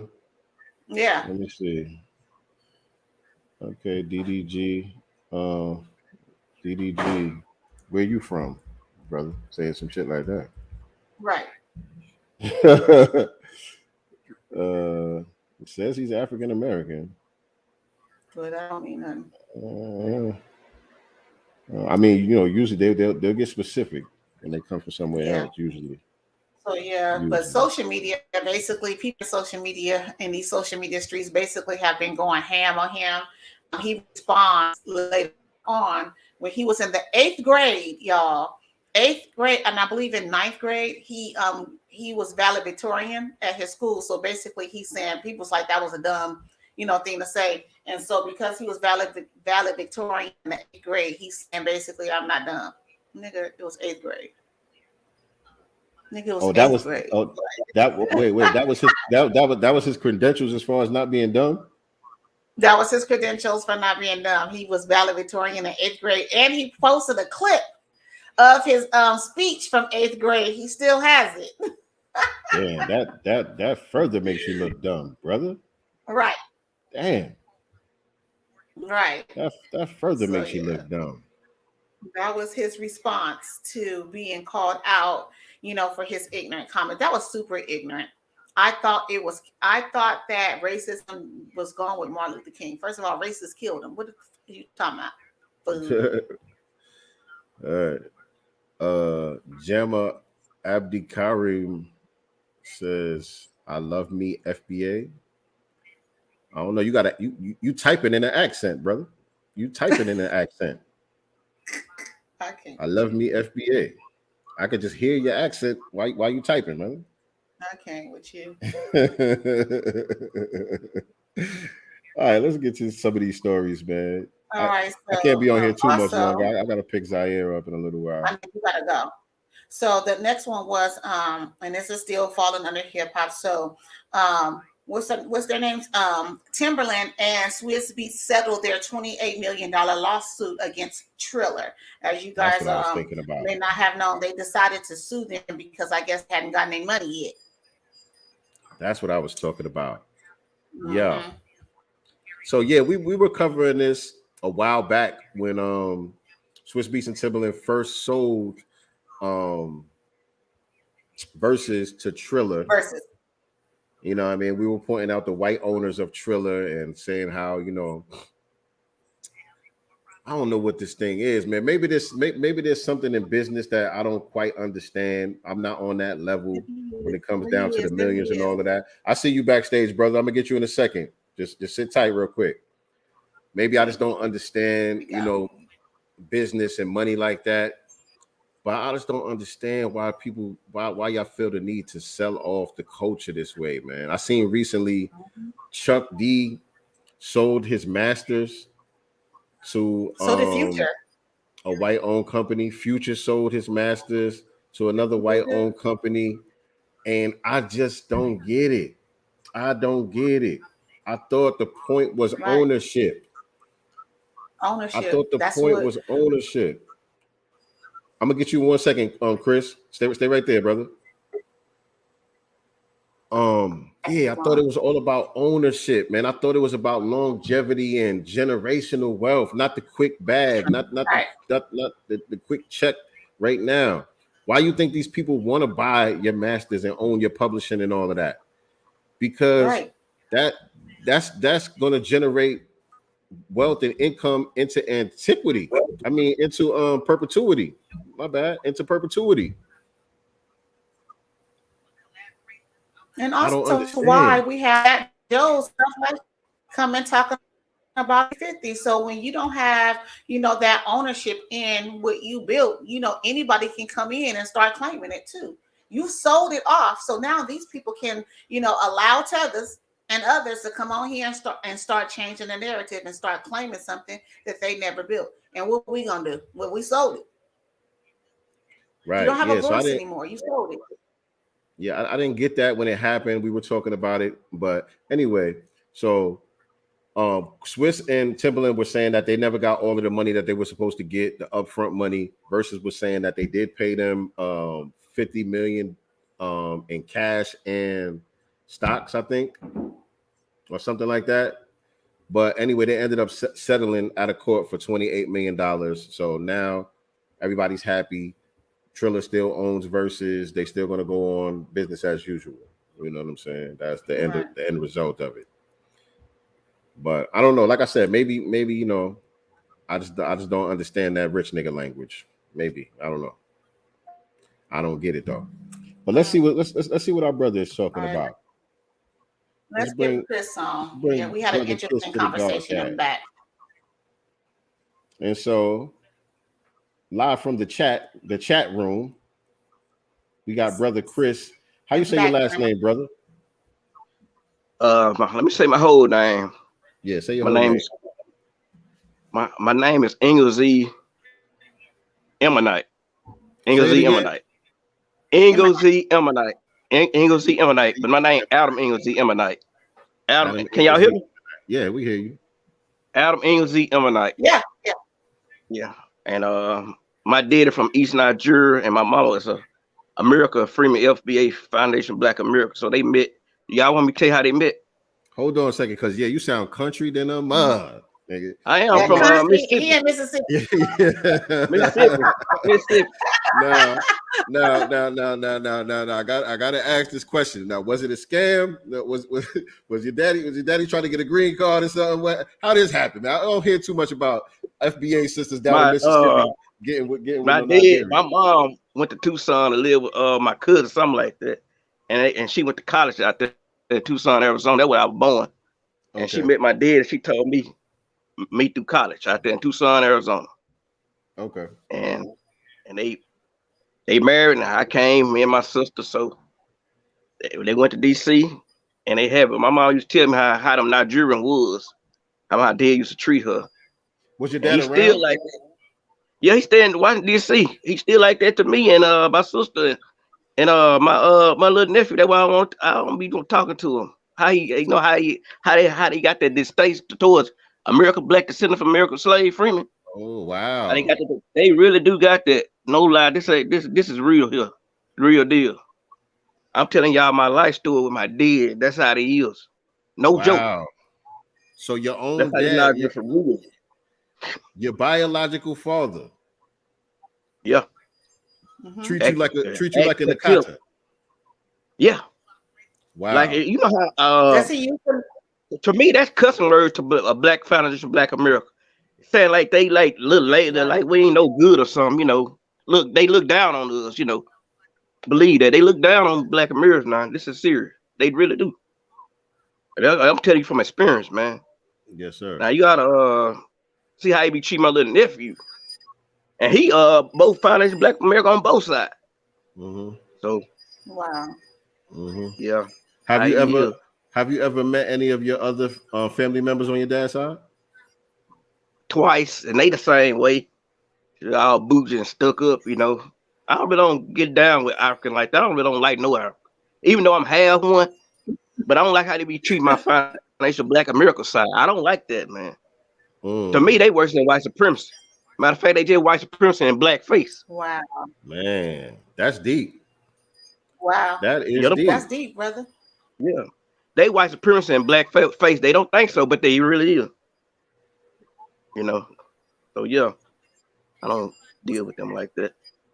Man, and all it's of them funny like too. that. So have you heard your Barry. father use the term Akata?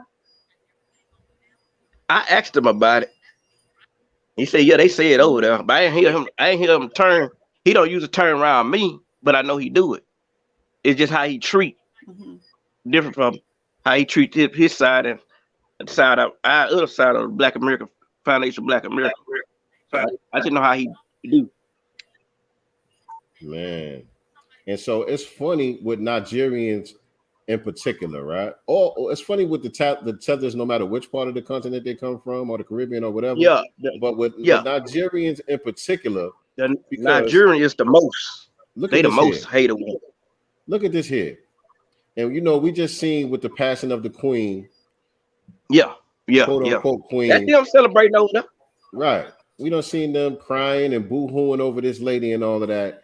And look at the history. This ain't no 400 years ago, family. This ain't no 400 years ago. Look at this right here. This is recent history. 3 million people in Nigeria in the 1960s. And there are people alive today who remember its impact. How can you forget a massacre?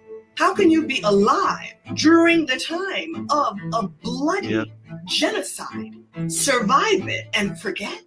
No. American professor Uju Anya was born in Nigeria, and her family survived a war that was sponsored by the British Empire. Queen Elizabeth II, before she died, never once openly acknowledged what her government did on her behalf, in her name, to prop up her crown and to pad her coffers and her royal treasury. Know what? And never once said sorry. Dr. Anya. And I don't want to play the whole thing because they got that music going on in the background. But y'all get You know the what? point. I get the point, but you know what? I still don't trust them. They still have contempt for Foundation Black America. I don't care what she did, brother. Now listen. They still have contempt. Listen to me. Because that lady, Uja Anya, she's the same one who was on Twitter calling us all type of Akadas. Yeah, but you know they got more names than that. That lady right there, she didn't she get fired? Didn't she get fired from that job? Because of this. I don't think they she working hasn't on gotten fired. She got reprimanded. Yeah, she's on her way, but Something happened. She got reprimanded by whichever university she worked for out there in Pennsylvania. Not because she was calling Black Americans Akadas, but because she tried to speak out about the British Crown. That little shit right there is what got her reprimanded. Yes, that's her. Star. Yeah, that's her. That's her. Well, she still got contempt. Yeah, it's ironic, but she still got contempt, though. She does. Extreme contempt. Now, are your parents still married? No, my mama died in 2018, and my dad is staying. They been divorced. Yeah, my mama had to get rid of that clown. Excuse me. I'm just telling you the truth. She told me how they was. I learned that from her, from my foundation Black American mama. Right. She told me how they was and how my dad is. They mean and hateful, you know. She don't want me to take my dead spirit. I said, oh no, I don't got his spirit. I got my great grandparent. They all foundation Black America. I don't got it. Thank God I don't. I don't. All right. Well, I appreciate you, brother. So Shout out to you, man. Not falling into that. Side. Oh, yeah, on my grandparents' side, mostly. That's who I'm with now. My grandmama. Yeah, my mom passed away in 2018. And my granddaughter passed away. On my great grandparent, they all them foundation Black American. And I think my grandma said that my great grandma was like Native American Indian. She would like have some Indian in her. Yeah, I'm pretty sure. Yeah, I'm pretty sure. Yeah. Pretty sure that's valid. We native to this bitch. Yeah. Yeah. Pretty sure that's valid. Yeah. But I'm just getting y'all some. Go ahead, bro. Go ahead, brother. Go ahead. I'm just getting y'all some insight how Nigerian is. My dad from East Nigeria. That's the Yolopo. That was something like that. You know, I'm just getting y'all some insight. Personal. I appreciate that, brother, man. I'm glad you used the link to come on and share that with us, man. That's anytime. Yeah. With me in the back, and I didn't want to put it out there, so I was just like, "Hey," because he's like, you know, he was chatting with me in the back channel this whole time.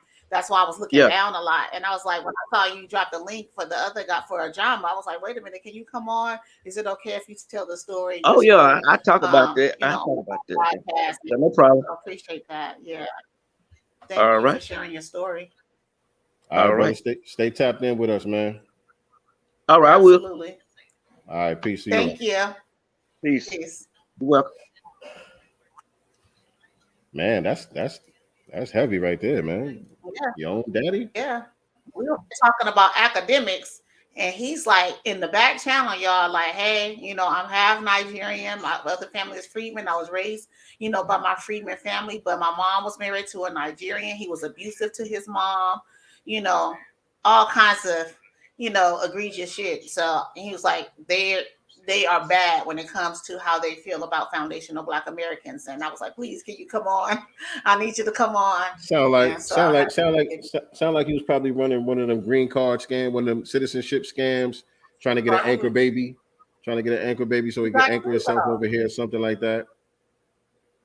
Because he said he has 2 kids with his mom. It's him and his sister by this man. Man, all right. Got to be more careful. So got to be more careful. But again, this is what we need. We need, you know, others like, you know, our brother Chris to come in, you know, let us know, you know, what's the mindset of these people so that we know how to handle, you know, these people. We can't always grin and smile and see them in our uniform and think that, you know, they're on code or they like you. You know, they're raised a bit different. And when they see a foundational Black American, like he said, you know, they look at us through the eyes of the white supremacists, if not worse. Yes, sir. So I got to get ready to get out of here, but I wanted to talk about this real quick. First of all, we still having a conversation about the Woman King. Have you seen it yet? No. The movie, The Woman King. If anybody's seen the movie, type a number 1 in the chat and let us know what you thought about the movie. I haven't seen it yet. Not a 7? No, not for a that. 7? Not for that. Not for that. Not for that. Nah, but I still haven't seen the movie. But you know, we talking about the response, what the response has been, how people have been responding to it, some of the backlash. And I've been looking at some of the interviews they out on the promotion trail, you know, talking about the movie and stuff. And so here's what I got a problem with. You know what I'm saying? When Viola and them was on the Breakfast Club talking about the movie, they were talking about it like it's important for us to go see it. It was important for them to show it because it's a historical piece. We need to know our history. We need to know ourselves, and we need to know how great we were and blah, blah, blah, blah, blah. That's how they were pushing it on the Breakfast Club. And when I seen them on a couple of other platforms, Sway in the morning, and I read another article somewhere else, and that this was after the backlash got real heavy after boycott Woman King was trending on Twitter and everything. Right. So they were asking about that. And then they said, well, it's a fictional story. You know what I'm saying? We had to fictionalize the story. It's right. I'm like, come on, what y'all trying to do here? What y'all trying to do here? Now, y'all was trying to pass it off as being historically accurate. When you seen that didn't work, now you got to say, well, it's just a fictionalized story. Just go see it. You know what I mean?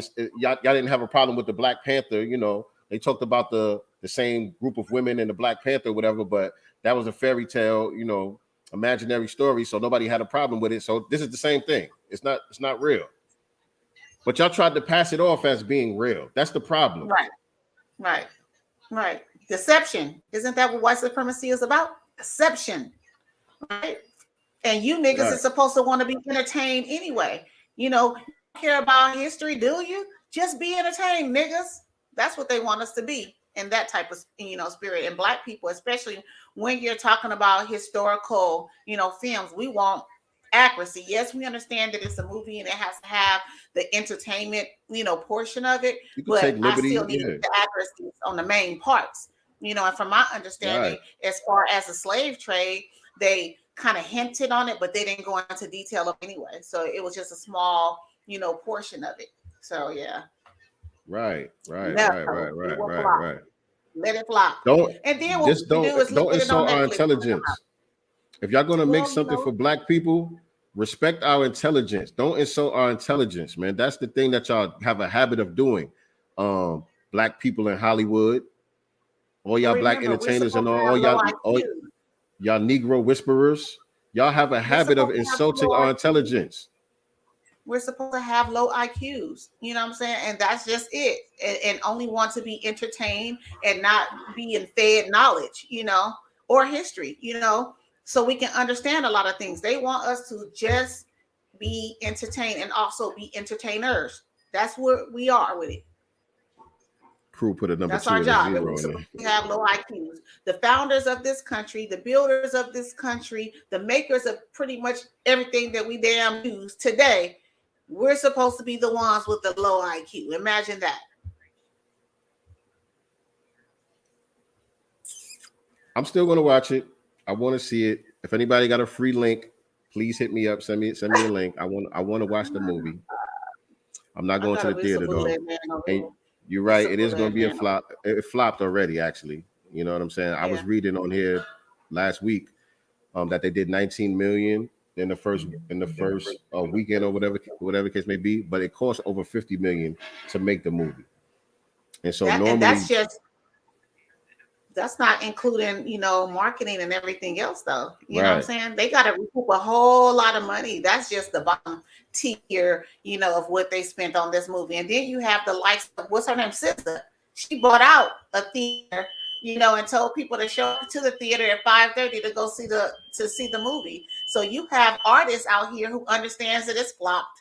They understand and see what's going on with the grassroots. And so they're buying out theaters in hopes of making those numbers go up.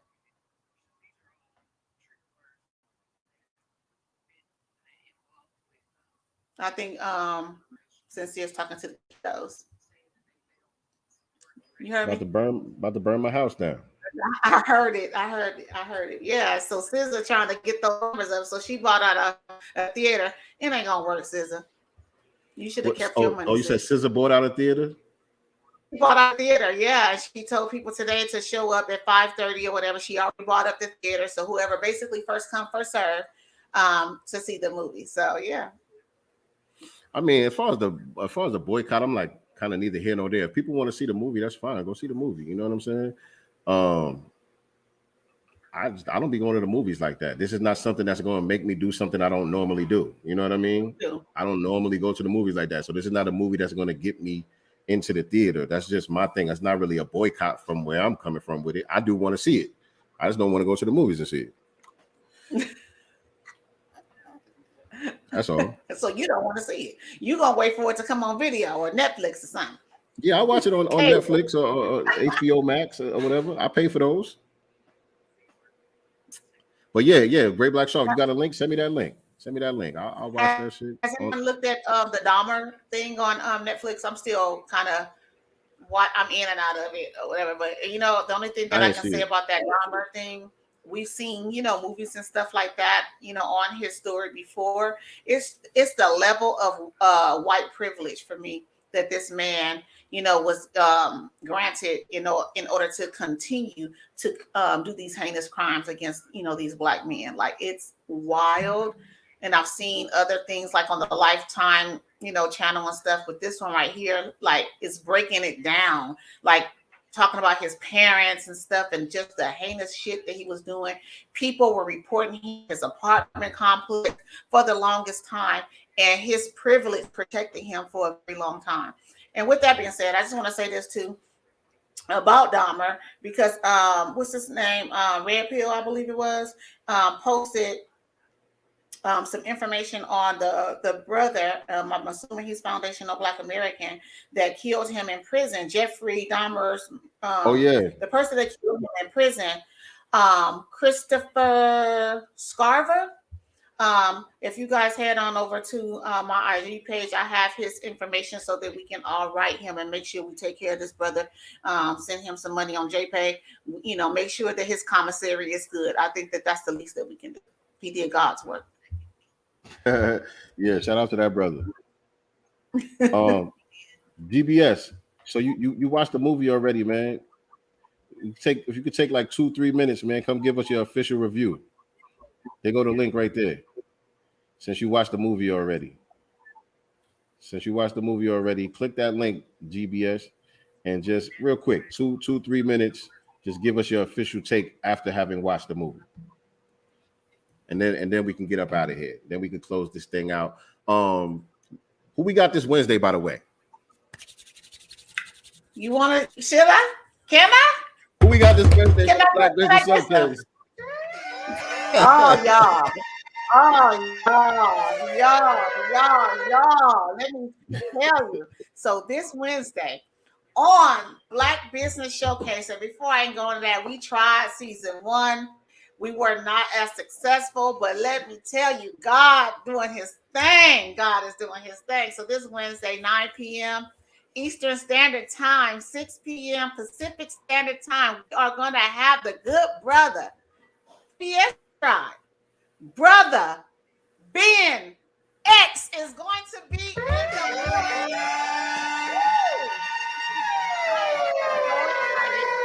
Yes, indeed. Y'all better pull up. Brother Ben X is going to drop some game on y'all. Y'all better pull up. Man. We're gonna have a good old ABS Tribe session right here on SincereluvdagodCast. Y'all, I said this this past Thursday when the ABS Tribe, I guess was going on. I don't know why I hadn't known about it or anything, and I just feel like with all the guests that we've had, who are now successful entrepreneurs and business, I felt like I missed something. Like you about to have the real life experience. Yeah, about to have the real life experience this Wednesday. I'm gonna have the real deal here. I can I'm just here really to be a sponge, to be honest. I think Gemma is trolling Star. I think Gemma is just in here trolling. Get that person out of here, man. Please, I appreciate it. GBS, man. Let us know about this movie, man. I know you ain't feeling the propaganda and all of the agendas they got going on with it. But before you talk about that aspect of it, what about the movie, just the movie itself, from entertainment value, from cinematic value and all of that stuff? What's good, fam? Can you hear me okay? Yes, indeed. Peace, brother. What's going on? Hey there, sister, nyctegur. What's going on? I got it right this time. Yeah, man. Hey, I didn't see it all, man, because it's just that bad, man. See, it's like for those of us that know the history, because I'm gonna make myself go back and watch that bootleg link, because I refuse to go and spend money to see it. But if you know the entire history and you see the amount of liberties that they took with it, all right, I'll go ahead and spoil it since none of us don't give a damn about it anyway. They got this thing set up where, like, if you know the original history, the homie were brutal slave traders, right? Right. So in the movie, they got it like they don't sell no slaves at all. And so basically it's kind of like the white savior narrative, like the good British white folks had to come and stop you horrible Africans from selling your own people. And they had it like it was other tribes doing all the selling.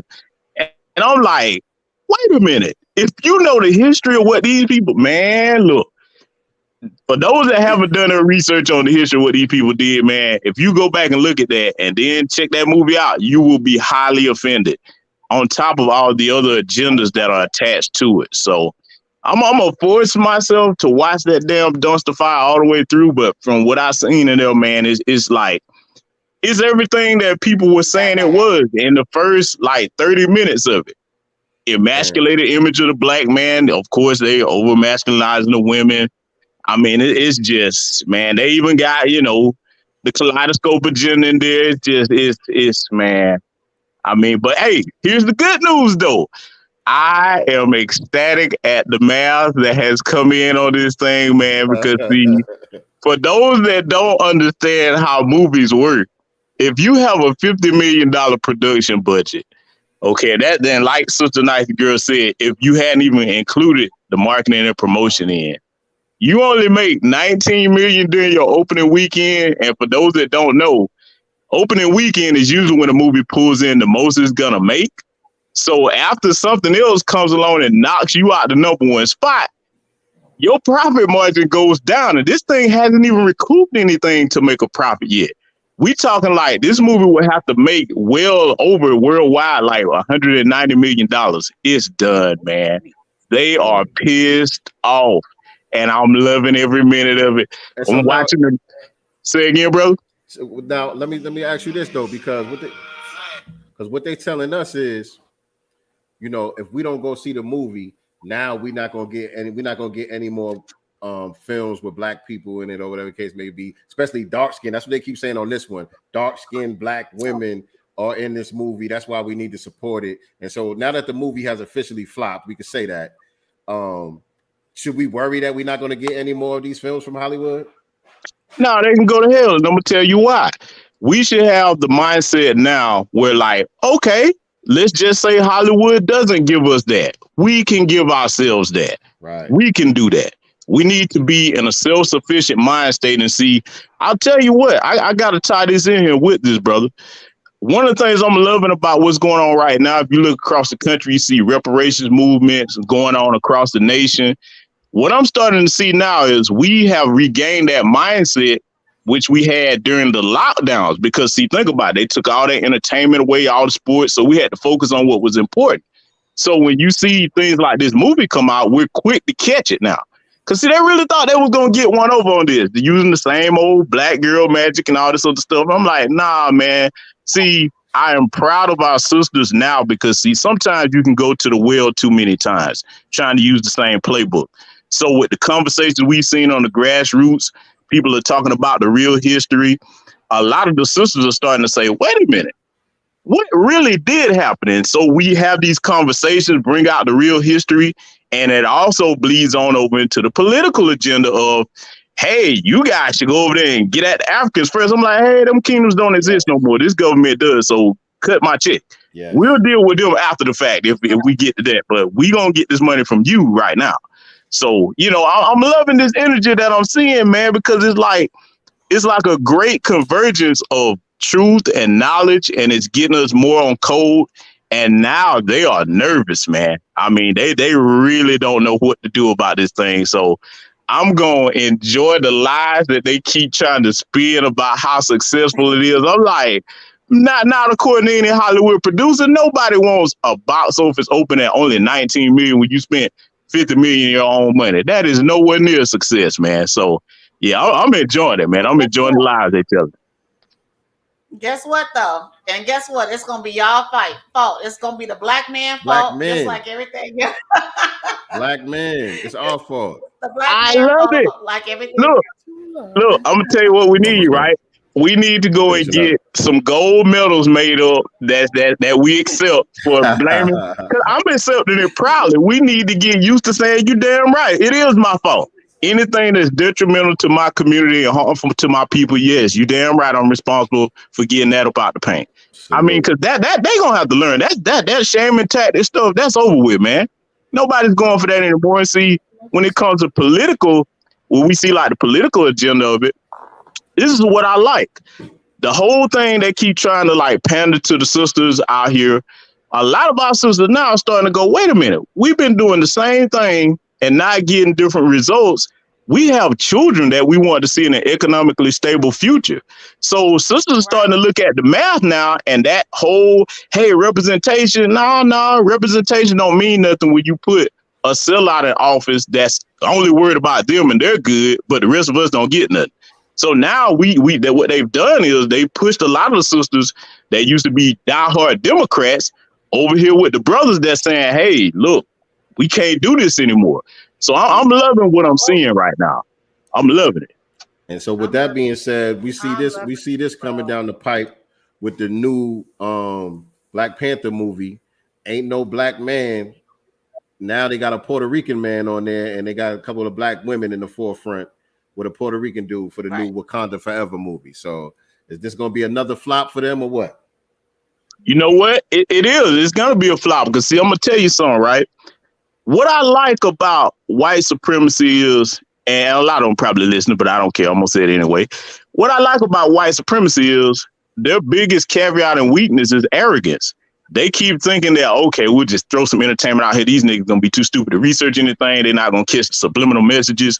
When you look at Black Panther 2, from all looks and appearances, they've completely taken the black man out of any type of significant role. So when you look at one of the posters, you see the two sisters up there, and then you see, you know, T'Cholo or whatever you want to call him up there. I ain't calling him T'Cholo. He's T'Cholo, or whatever you want to call him, Taco Boy or whatever. But I mean, they got him up here. So if you look at the symbolism and the imagery, it's saying, okay, everybody except that bad old black man needs to be in the spotlight. And I'm like, man, boy, this is the worst time they could have done that because, see, this is our greatest asset. You remember the old saying that they used to say it's a black thing you just wouldn't understand? Yes, indeed. So now we kind of lost that when we started seeing them hop over into aspects of our culture where they don't belong. But see, here's where they're still on the outside. They're not among us every day, so they really don't understand what's going on the grassroots right now. You come out and pull this propaganda right now at this point in time, man, sisters are going to be like, yeah, she cool and all that, but I see this agenda you trying to pull. Because, see, every other race has their men being the backbone and support of their community. So what we starting to see now with a lot of sisters, whether it's political or just representation as far as symbolism, they're like, hey, what about our men? Mm-hmm. Don't try to put us out here as women in the front as if we supposed to be carrying the load for everything and like we don't need our man, because see, they're working together as a team against us and these other buffer class groups that are all anti-black by majority. So, you know, like I said, I'm loving it, man. They're in for a rude awakening, and like this is the good thing about where we are at this hour of our history right now in this country. They don't have any new plays to run. If you are a good student of history, if you are connected to your people out here, we've seen everything that they could try. The only thing that they can count on and rely upon is us going back to sleep. And it don't look like that's going to happen no time soon. No, sir. And I said this last week. I said, I don't want to hear any, like Stacey Abrams, for example, when she's trying to talk to black people, she talks to black men and black women separately. I don't want anyone talking to me without my man, without the black man. You know what I'm saying? Because that's not what you do with other groups, because they understand, you know, order in other groups. But when it comes to us, they always talk to us as separate people, and we are one people. So I don't want anyone pandering to me without black men in the forefront. You know, we are one. So don't talk to me about what you're going to do for black man and the black woman, this and that. No, we are together. So what you going to do for us? Don't talk to us as separate entities or individuals. We're one. So, yeah, I don't like that about Stacey Abrams, and I hope that Atlanta or Georgia itself steps up and make sure this G-Curl having ass wench don't make it. Oh, see, that's the energy I love right there, because we're starting to see that from the greater majority of our sisters out here, especially those that are on code and grassroots spaces. And boy, I lit Big Bactimus prime ribs up on my last broadcast. Oh man, I went into a whole bunch of history about her. Because see, this is the thing that I'm gonna tell a lot of people that's not from Georgia. A lot of people are looking at what happened with that the presidential election. So everybody was talking about Georgia got flip blue. So if you are a native to this state, or if you've been here at least 10 or 15 years, you know this is a diehard red state, man. These old redneck white people down here will die literally before they vote Democrat. So like when you start to look at the grassroots support amongst black folks down here, the greater majority of black people that are foundation of Black American ain't rocking with Stacey, because we're looking at it like, okay, if you want to be a representative for us, what you gonna do for us? You see what I'm saying? So it's like she ain't got nothing going on as far as like representing our people the right way and bringing us tangibles. But see, when she went to speak to those Hispanics here in Atlanta, oh yeah, boy, she was talking business. I want to invest in your kids, and I want to get infrastructure for this and that. I'm like, hey, so when you come around us, the only thing that I saw her mainly talking about, and this is something we're going to have to put our foot on the necks about, when you do come around black people and you talk policy, you start talking criminal justice reform, like all of us are criminals. Oh, man. Right. We need to get to this bag, man. Don't come around here playing with us like that. So, you know, Big Bactimus prime real, boy, she got something coming, boy. It's going to be bad, because it's already an 8-point margin between her and Brian Kemp, and it's going to get wider. I mean, there is no way she's going to close that gap between now and the midterms. It's just not going to happen, man. I mean, like, here's another thing I want to throw at people, too. What I want y'all to really think about, the reason why she's not going to win the governorship, because, first of all, Georgia don't want to be seen as the only state in the South you put a black woman as a governor. It's just how racist they are. Got to call it like it is. But a lot of people are still forgetting that when you look at Kamala Harris becoming a vice president before a white woman, they are pissed off about that. There's backlash behind that, yeah. Yeah, so they're going to be like, we ain't putting another one of these little black negresses ahead of us. No, they not really saying that. But I mean, you know, white women, they always keep score. They keep score more than white men. You know, so yeah, that's the other thing I think a lot of people are overlooking. Yeah, she's already done. She was done before she started. Yeah. Man, you see why they call him the Great Black Shark, man. You know what I'm saying? Got to be careful in these waters. Got to be careful out here in these waters, man. Now, we appreciate you, man, always coming through with the fire, man. No doubt, brother. No doubt, man. Hey, I appreciate you two for keeping this podcast going, man. All the black businesses that you all been showcasing. I'm going to send a couple more people y'all way very soon.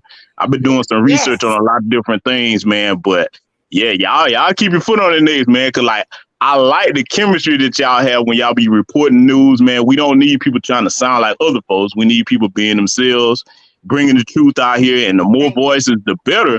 Because see, what I'm starting to realize is, this is what I noticed, and I don't know, y'all probably pay attention to this too. What I'm starting to realize is now I'm looking at a lot of the new black media spaces, and we starting to get a lot of more different demographics coming over that's looking for the truth. I mean, I can respect that, because there's some people that are looking at the mainstream media like, okay, I know you lying because I live here and I see what you saying don't add up. So I'm starting to see in a lot of different spaces, folks are coming over to our platforms and see, this is where you fail at in the mainstream media when you trying to wage this media war against us. They had it made when they were just kind of ignoring our platforms, not saying nobody not by name. But when you start calling people by name, now you're desperate. And all that's going to do, we know human nature, anything that somebody tell you not to look at or not to go and partake in, you get curious and want to find out for yourself. Right. So that's what we starting to see. Right. Tiffany Crosar, eyes is shouting them out. Bowling Ball Martin, he been doing it. And honestly, I wasn't looking at it like that. At first, I was like, he's only calling out these names because he wants people to come to him. Like he wants us to give him views or something like that. I wasn't looking at it in the way that you just explained. So that makes a lot of sense. Yeah, this is, you know what I'm saying? I thought like they were brother using Jason us Black for said. views. You know what I'm saying? It doesn't work. It doesn't work because the truth is going to prevail.